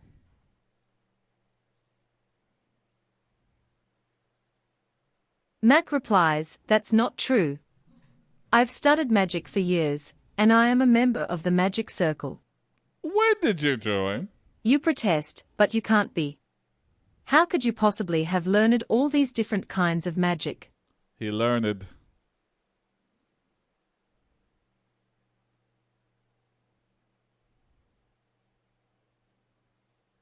Well, I didn't learn it myself. I had a tutor. But I've always loved studying magic, and it was easy to find someone willing to teach me the basics of each kind of magic. Whoa, easy because you're a famous celebrity? Alright, we're gonna do next time on Hildy Johnson's Page Master. Also, keep in mind, the whole time, this was the cartoon version of Macaulay Culkin. Next time on Hildy Johnson's Page Master.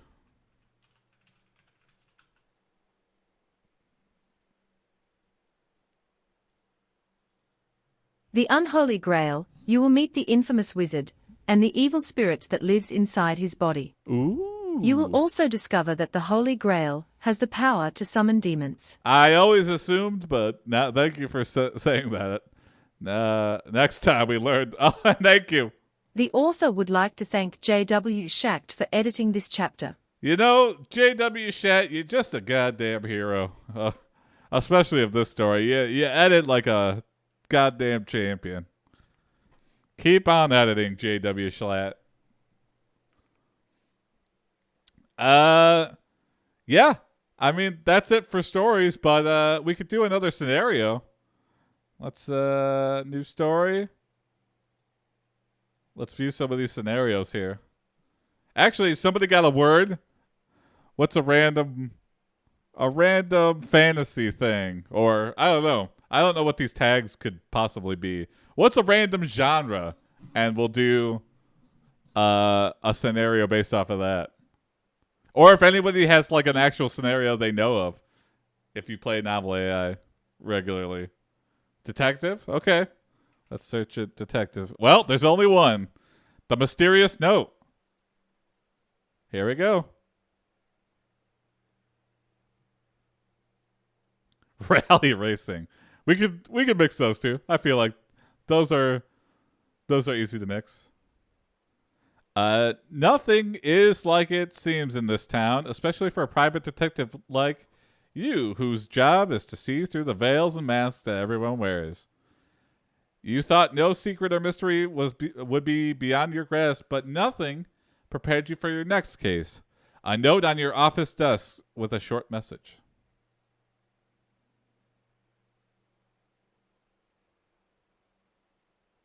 I've located my client, it says. She's been staying at a motel near here called the Red Carpet Inn. And do the carpets match the drapes, if you know what I mean? You don't know where the place is, so you drive around aimlessly until you find a small building surrounded by parking lots. It's close enough. You knock on the motel door, and she answers.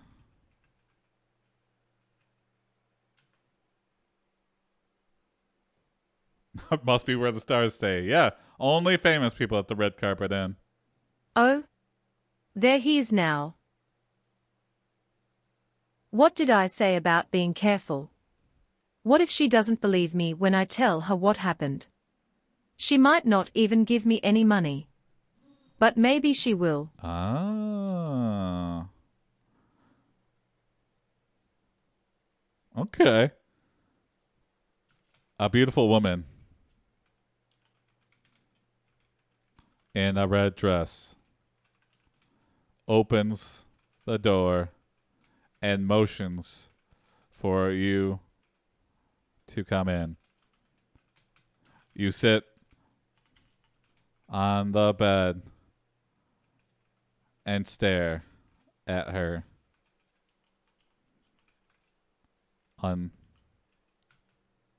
Show her your gun. No! Her hair falls over one shoulder, as though blown there by an invisible wind. Yep. Her skin glows with health. Her eyes are bright and inquisitive. And yet they are cold and hard as ice. Damn. This is a lady who's been through some shit.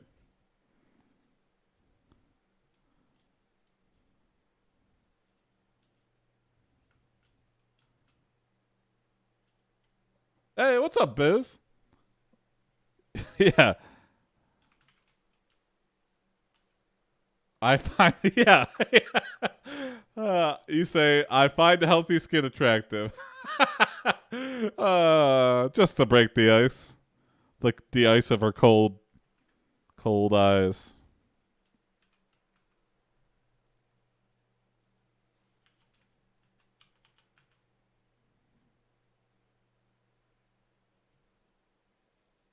Healthy. Well, of course she's healthy. Do I look unhealthy to you? No, I'm quite handsome, aren't I? Uh-oh. Yes, you think so too, which makes you feel better than ever before. All right, so it's a handsome woman. Attractive in her own way.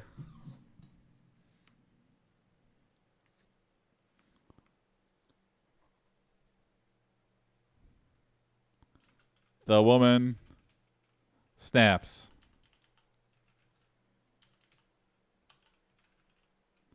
And says, cut the crap. Let's get down to business.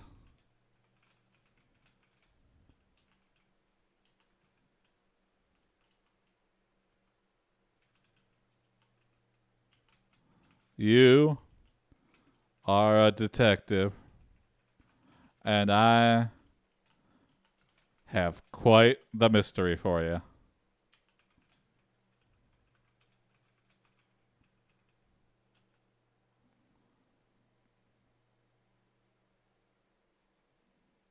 In fact, I am a detective. My name is Sherlock Holmes, and today we'll solve another crime together. Okay. I'm not the Sherlock Holmes. I'm a Sherlock Holmes. You know, my parents thought I'd be cute, and, you know, my dad was a detective. First, let me explain how our partnership works. You make the big decisions while I provide technical assistance. Okay. Yeah. Yeah, I mean, the client makes all the big decisions. Yeah, I mean, what else? When something gets complicated, ask yourself, can I handle this? If you can't answer yes to that question, then call me. Otherwise, go ahead and do whatever you want. Just promise you won't end up dead. And we'll call it good. Sherlock Holmes was named after me. There we go. She sounded really attractive until she opened her mouth. Yeah.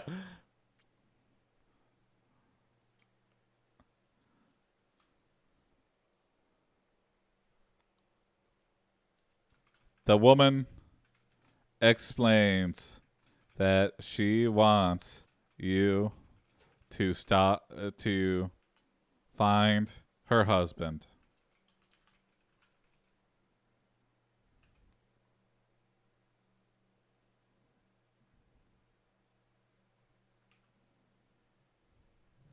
I also realized that I did a say prompt on the previous one. Whatever.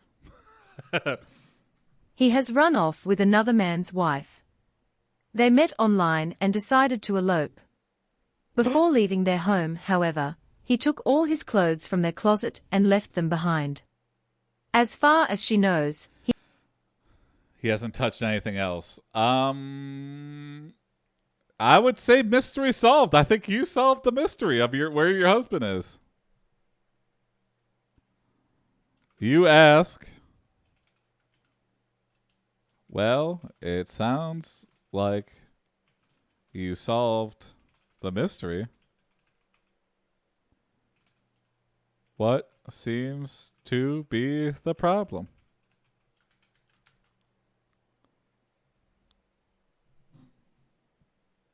Oh. Her expression darkens. He didn't take just his clothes, idiot, she shouts. We had some expensive jewelry in there too. Robbed her. Now who does he think he is? Got him. It turns out that they were having financial problems. Wow, this is like every mystery wrapped up. I've been watching a lot of Columbo, so money troubles, rich people killing rich people for inheritance, get the people out of the picture. I don't love you anymore, but I want all your money.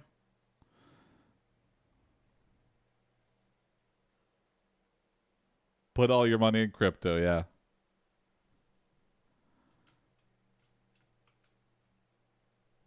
You use this. You head down to the pawn shop to see if anyone has seen the woman in red's husband. You show a picture to the owner of the shop.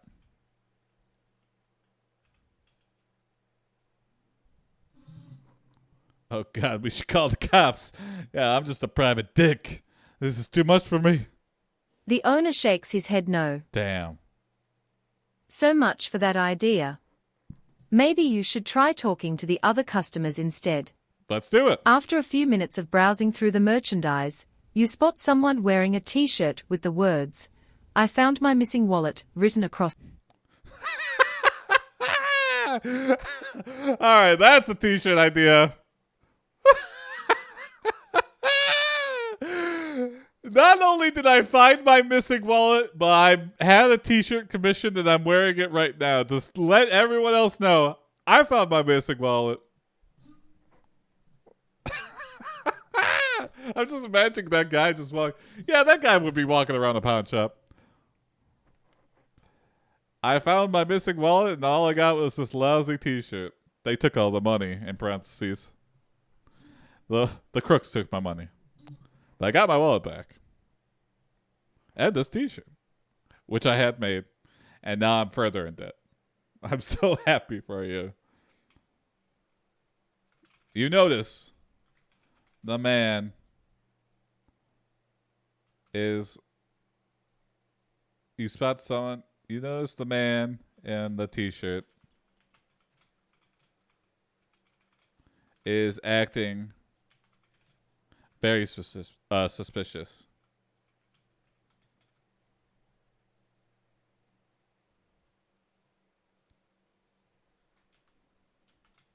You question him on if he knows anything about a large amount of stolen jewelry.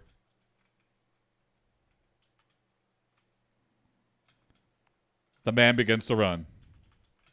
The man starts to sweat and then runs out of the shop. You chase him. You chase after him.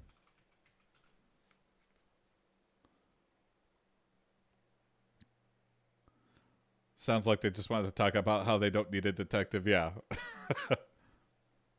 Inside the car you shout at him, "Hey. Wait a minute, buddy.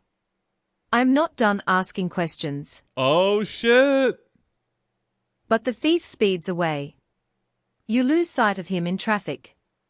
So you stop at a nearby gas station and phone the police. All right, we've conceded. We're like, this is out of control. And that definitely was the thief. That definitely was her husband. And I fucking let him get away. The police chief, the police chief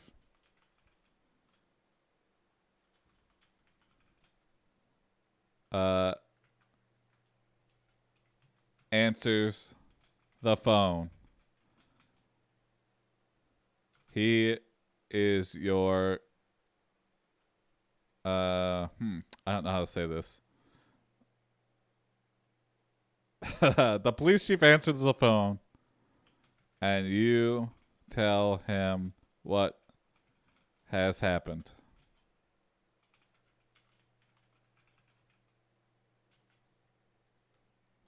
He is your roommate. Yeah, I was trying to think, like, I imagine a private detective and the police don't get along. But maybe they do. But probably don't. He says, okay, I know where you are now. But you're gonna have to catch the guy on your own. Oh, classic police tactic. Listen, I've got a stack full of files. Stolen wallet, stolen jewelry, no one's dead. I got murders to get to. Oh! A moment later, a patrol car comes speeding into the parking lot. You notice the officer in the patrol car is the newest hotshot at the police department.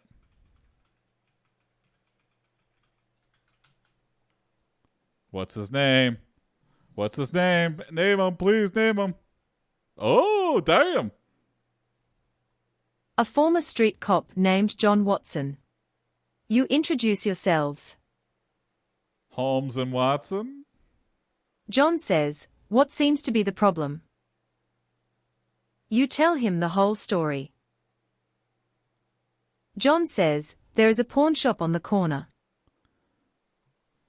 Before you can say anything, John runs into the pawn shop and starts assaulting the owner for information. And assaulting the owner and demanding information about the case.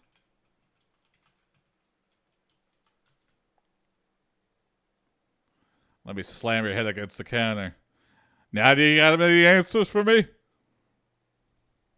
After a short while, the cops arrive and arrest the suspect. I don't know how that worked, but it somehow did.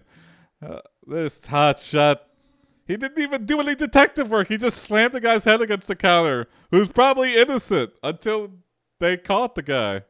John drives you back to your office and the woman in red is waiting outside on a bench. Yeah. She looks at you expectantly, as though she hopes you will solve her mystery in record time.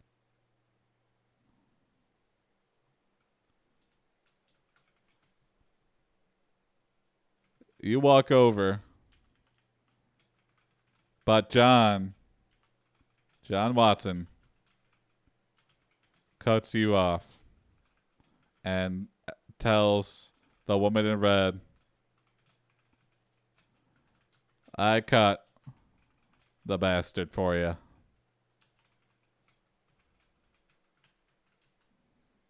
Stupid John Watson.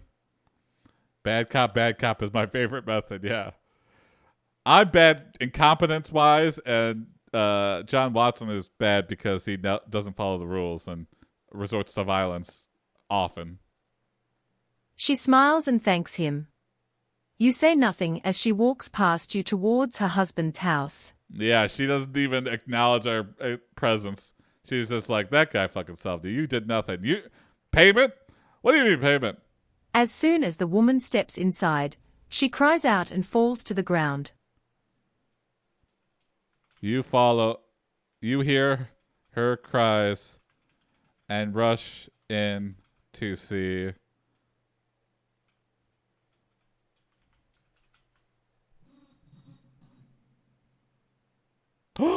oh! The woman Whoa! is lying unconscious on the floor, Another mystery. bleeding from her nose and mouth. Uh-oh. You ask John Watson what happened. He says I guess she got a little too excited and had an accident. Oh, okay. Wait, the woman in red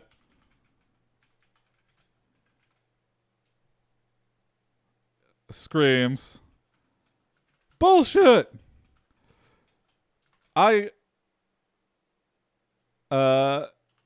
He socked me. He slammed my head into the counter and demanded payment for solving the case."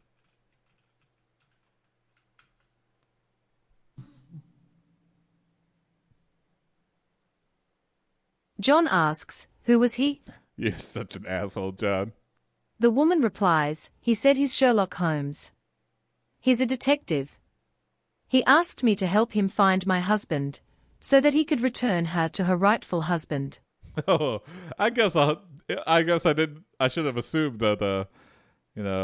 I shouldn't have assumed gender norms. And there's two husbands in this marriage.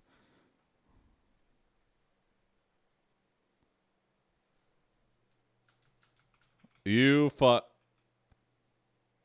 You fight, John. You fight John Watson.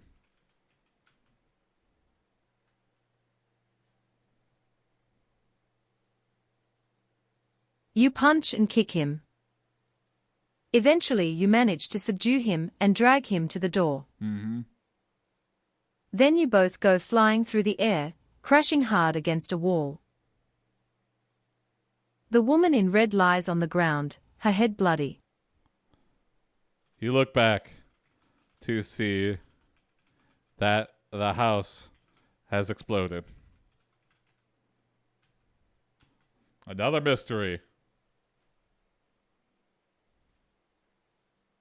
You realize that there might be more mysteries to solve, and you decide to go find the rest of them. Yeah, that's a good end.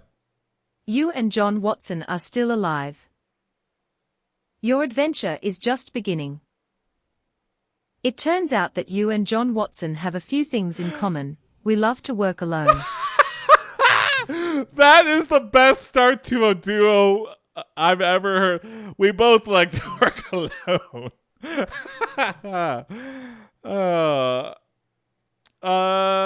Well, let's see. You know what? We could do one more. We could do another scenario. I got a little bit more energy in me. We'll do one more scenario and then I'll call it for the night. Just a heads up right now, in case it's late where you are. This is the only AiPD for this week. I'll be out Wednesday and Friday. But next week should be back to normal again. I know I've been saying that for a while, but it's been a crazy couple of weeks here. So, and yeah, I'm looking to do longer streams. And yeah, so if you're a regular watcher and you gotta go to bed, good night. We're doing one more story though, so if you want to stay up, let's do another scenario. Anybody got a genre they want to do? We like to work alone, but we're forced to work together. That could be what the title of the movie is: Alone Together, Together Alone, Together Alone. I think that it makes all the sense and no sense whatsoever. Anybody got a genre or an idea? If anybody has a scenario they want me to play as, preferably one of these that are in the scenario browser. Or I could type in a word, or a genre, or a perspective, or an author, or a tag. Probably genre would be the most likely to find something. Sci-fi? Rats? Oh, let's see if there's a rats one. Oh, fuck yeah. A Tale of Rats and Geese. Okay. Oh, whoa, what is this? Holy shit, I've never even looked through any of these scenarios. A rat is found mutilated by a goose and a short but brutal conflict ensues. After some back and forth in an open conflict, a shoddy truce is established. Afterwards, a goose and rat meet. An unlikely friendship might evolve. Oh, fuck yeah. The rat's name, Squeegs. Goose or gander, or goose. Name, Hawks. Oh my god, I'm fucking in love with this. All right, here we go. Oh, whoa, whoa, whoa, whoa. This is a long... All right, we're going to do it, though. Let's speed through this. Tensions between rats and geese have been brewing for an extended period, and now a peculiar event sparked an all-out conflict. A rat's corpse has been found on the side of the road. Whew! The body has been decapitated with a sword, not a common goose weapon, and it bore a sign of great torture. An outcry went through rat society, and soon clear evidence of a goose perpetrator was found.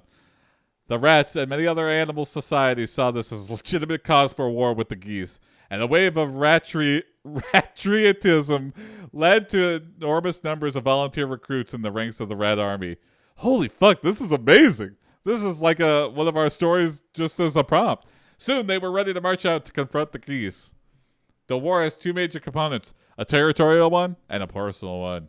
On the territorial side, long-standing rat dominance on the ground has led to the rising resentment of the airborne geese. And on the personal side, rats could never stand the incessant honking of their feathery foes. Aside from the gathering rat armies, small rat militias immediately engaged in irregular guerrilla attacks on the one thing geese needed on the ground, their crops. The first round of hostilities took near place the village of Pavel. A small rat-tag group of rat militia tried to destroy the geese's food stores, but the geese soon spotted the amateur attackers. With great deafening honks, they descended upon the unprofessional rats. The battle was short but fierce. The rats were no match for the geese, and as soon as they fled into the woods, it was here that they met their demise. The geese attack tactics included using their talons as well as their wings, and several were left dead or dying from the stab wounds. Oh, I gotta take a drink of water here. Holy goddamn. This led to a surge in geese mobilization. Oh wait, the geese's victory had been total. This led to a surge in geese mobilization, and soon the geese air force vastly expanded its numbers. Leveraging their growing air superiority, the geese began striking at will. The rats were forced to flee, leaving only their cities behind. These cities quickly became depopulated rat hives. Oh my god. Okay, we're almost at the end here. I didn't realize this was a documentary. God damn.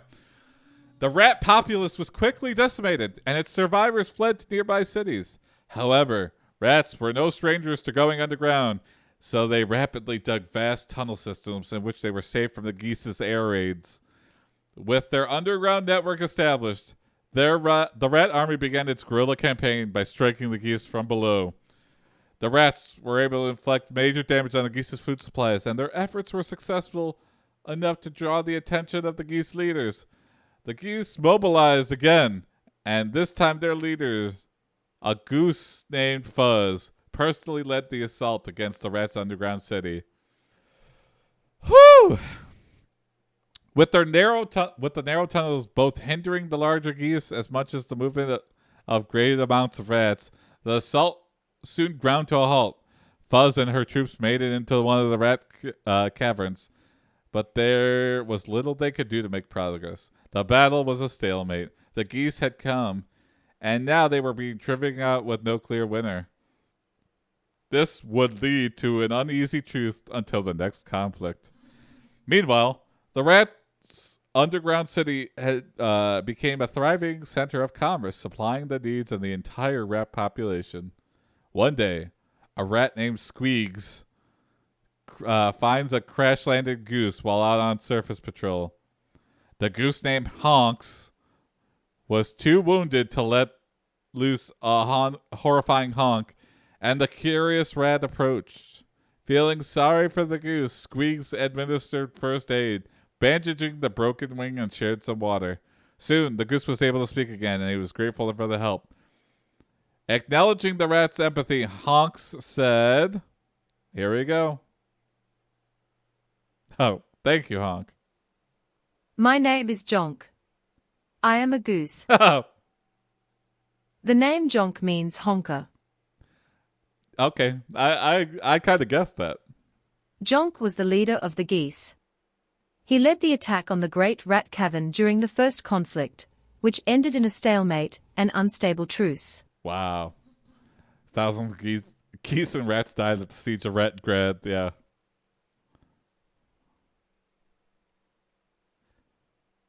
Oh, look at this, man.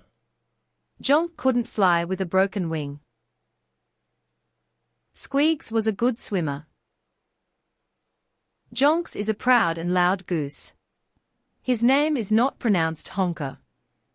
Well, we got it. It means honker. It's not pronounced honker.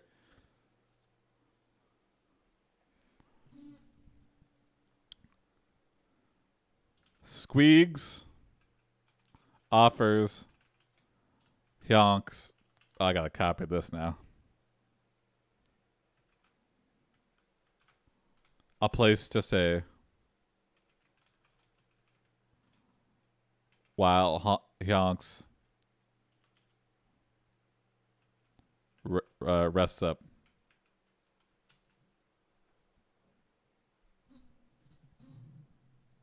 Oh. Jonk agrees, and they spend the night together, sleeping in the same nest. Jonk was the only other goose he knew, so it was a nice change of pace.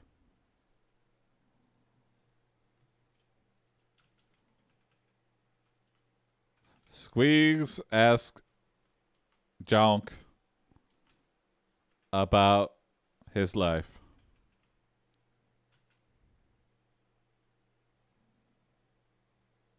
Oh, shit. He learns that Jonk was a leader of the geese, and a very respected one.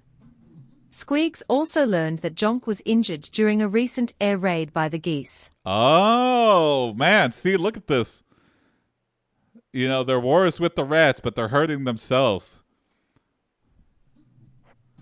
They're striking innocent people. They're even hurting themselves. They don't even know it. War is a nasty thing. They share the rat nest. Yeah, I think so. Squeaks lives alone. He's got like a big old pile of trash of his own.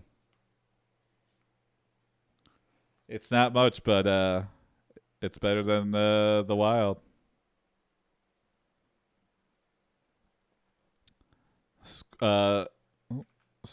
Hyonks or Squeaks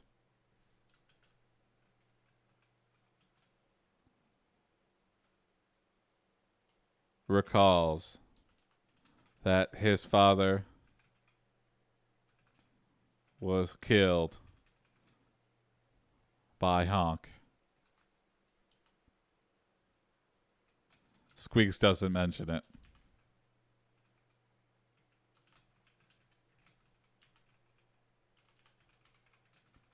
And tries to change the subject.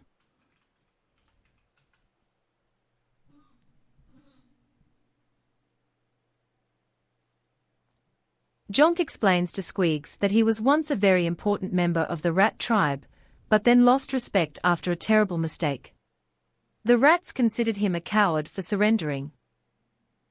Oh. So Jonk, even though he was a goose, was part of the rat tribe. It seems like although being a leader in the enemy army just makes you think like you're a spy. I don't trust Yonk anymore. I don't Yonk. I think it's time you leave.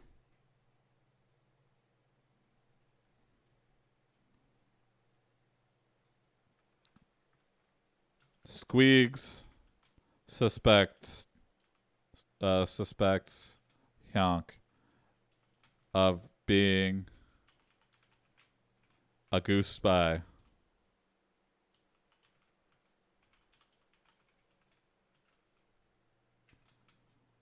Squeaks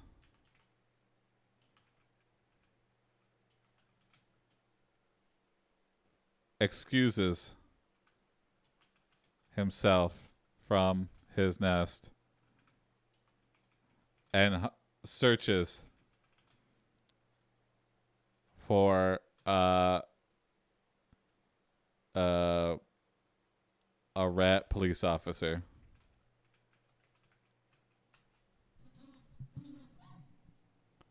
This is a world with world wars, but the rats still live in tribes. Yeah. Fractured. Divide and conquer. I imagine that was a goose tactic. He finds a rat who speaks rat-accented squeak. I'm a goose, he says. You're a what? I'm a goose. Where's your wing? Squeaks looks at the rat pull up a wing tattoo on its back.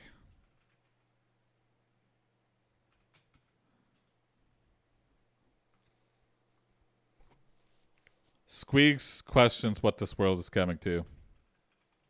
Squeaks tells this goose, this rat goose, about the goose rat at his nest.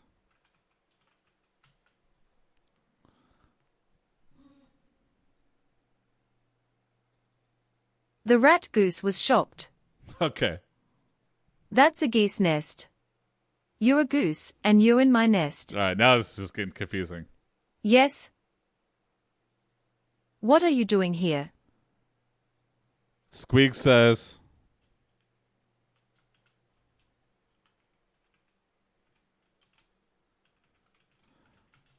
I'm trying to prevent a war.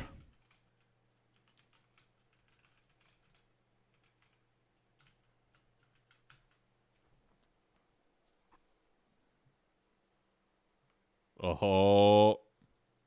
The rat goes pale. He asks, a war? Squeaks gives the rat his full name. Jonk. Wait, I thought you were a goose. Squeaks pretends to be a goose and leads this rat back to his home. Hyunk is gone. Honk is not there. And instead, Hyunk is not there and has left a note saying,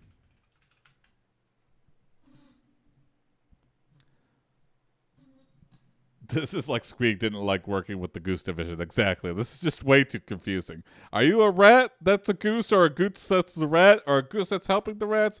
Or what are you? Just what are you? I'm so confused by these. Please look after the injured goose. Oh? Jonk is afraid the rats will find out that he is a goose. I've already told people. He is worried that Squeaks might report him. Oh. He feels that a rat like Squeaks can't understand a goose, and thinks he could be dangerous too. Oh, we gotta exit.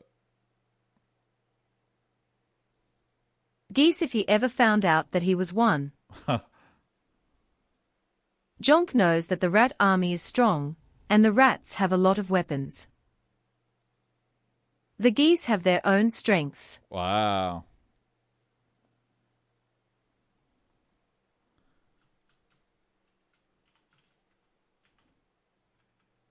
Squeaks thinks about it for a while, but then he remembers that Honk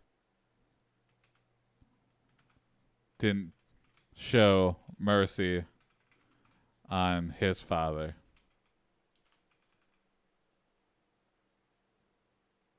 When he was captured. Squeaks arms up and goes on a goose hunt.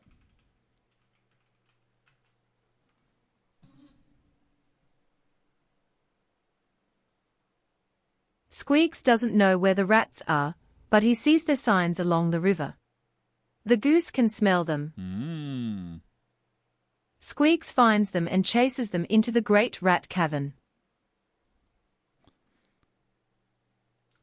It is a massacre.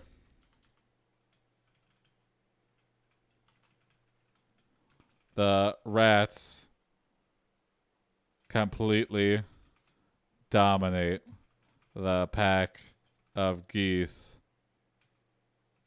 that run in to the cavern.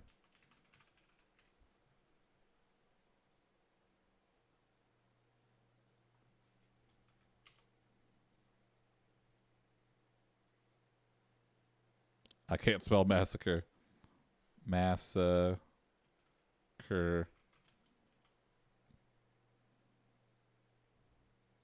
It is a bloodbath. Is this goose trying to pass off as a rat? I think Squeak is a rat though, but yeah, I don't know. I think maybe he identifies as a goose, but also he's not helping the goose kind by doing this. It is a bloodbath. The rats completely dominate the pack of geese that run into the cavern. Squeaks looks for Honk's body.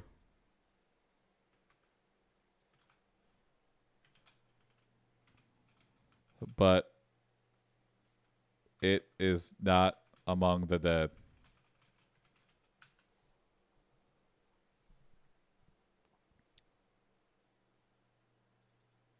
Squeaks is a good swimmer, so he hides in the river. He waits until all the rats are gone before swimming out to see what happened. The rat cavern is filled with rat bodies. Oh my god. Squeaks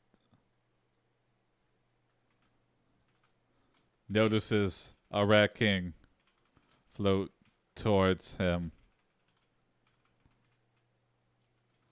All of the rats in the king are dead except for one.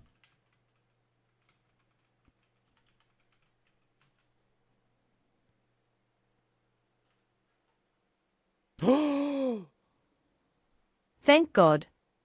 Squeak says. He is Jonk, a rat goose. Oh my god. Jonk is badly injured, but he is alive. Squeaks helps Jonk back to his nest. He just can't get rid of... As much as he wanted him to die, he just can't help but help him.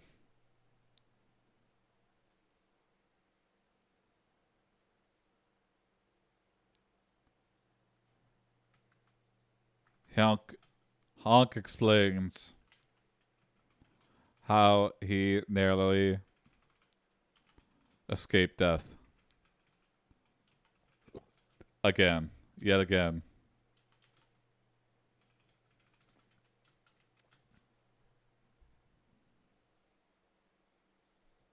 Squeaks thinks it must be some kind of giant rat. He tells Squeaks about the Rat King. Squeaks is very interested. Jonk is surprised that Squeaks isn't afraid of rats. Why? Why is that surprising?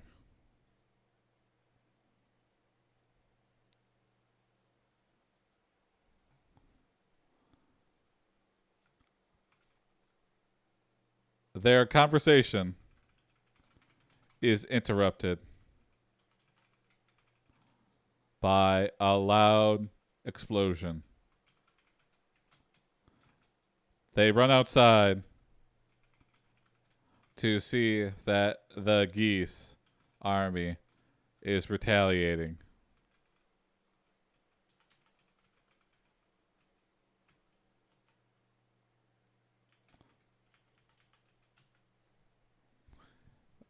War. War never changes. even among rats and geese. Squeaks asks if he could go fight, but Jonk tells him that they have enough rats and geese fighting. They are both exhausted, so they go to sleep. Just sleep out the war, yeah. I'm only going to have enough room for you and like 10,000 of your dead rats, yeah.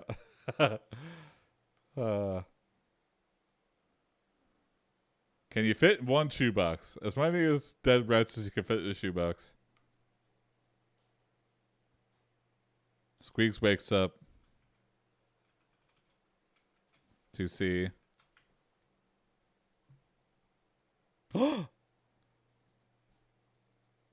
Jonk's son. The little one is called Jula. Oh. Jula is Jonk's daughter. Squeaks feels bad for her.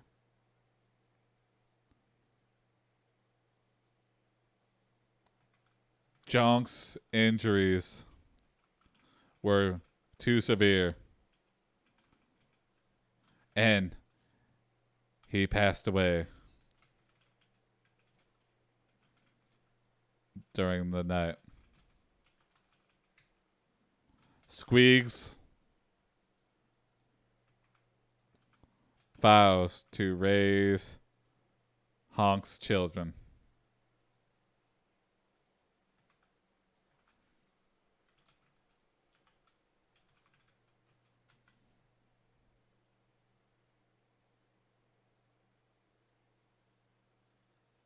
Jula is very young, so Squeaks teaches her all about being a goose.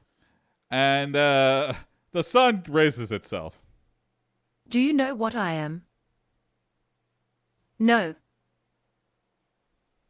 I'm a goose. Just lie to your kids. You don't have to know anything. You're so young that I'm not going to tell you that your father was horrifically killed in a animal race war. Well, I think that wraps up the confusing rat-goose war. That's it for the AiPD this week. We're out Wednesday. We're out Friday. But we'll be back next week in full force. Bye, Hoiwe. Thanks for joining, everyone. I hope you enjoyed the extra long stream. Let it tide you over till next week. Bye, Hoiwe. Submit your prompts.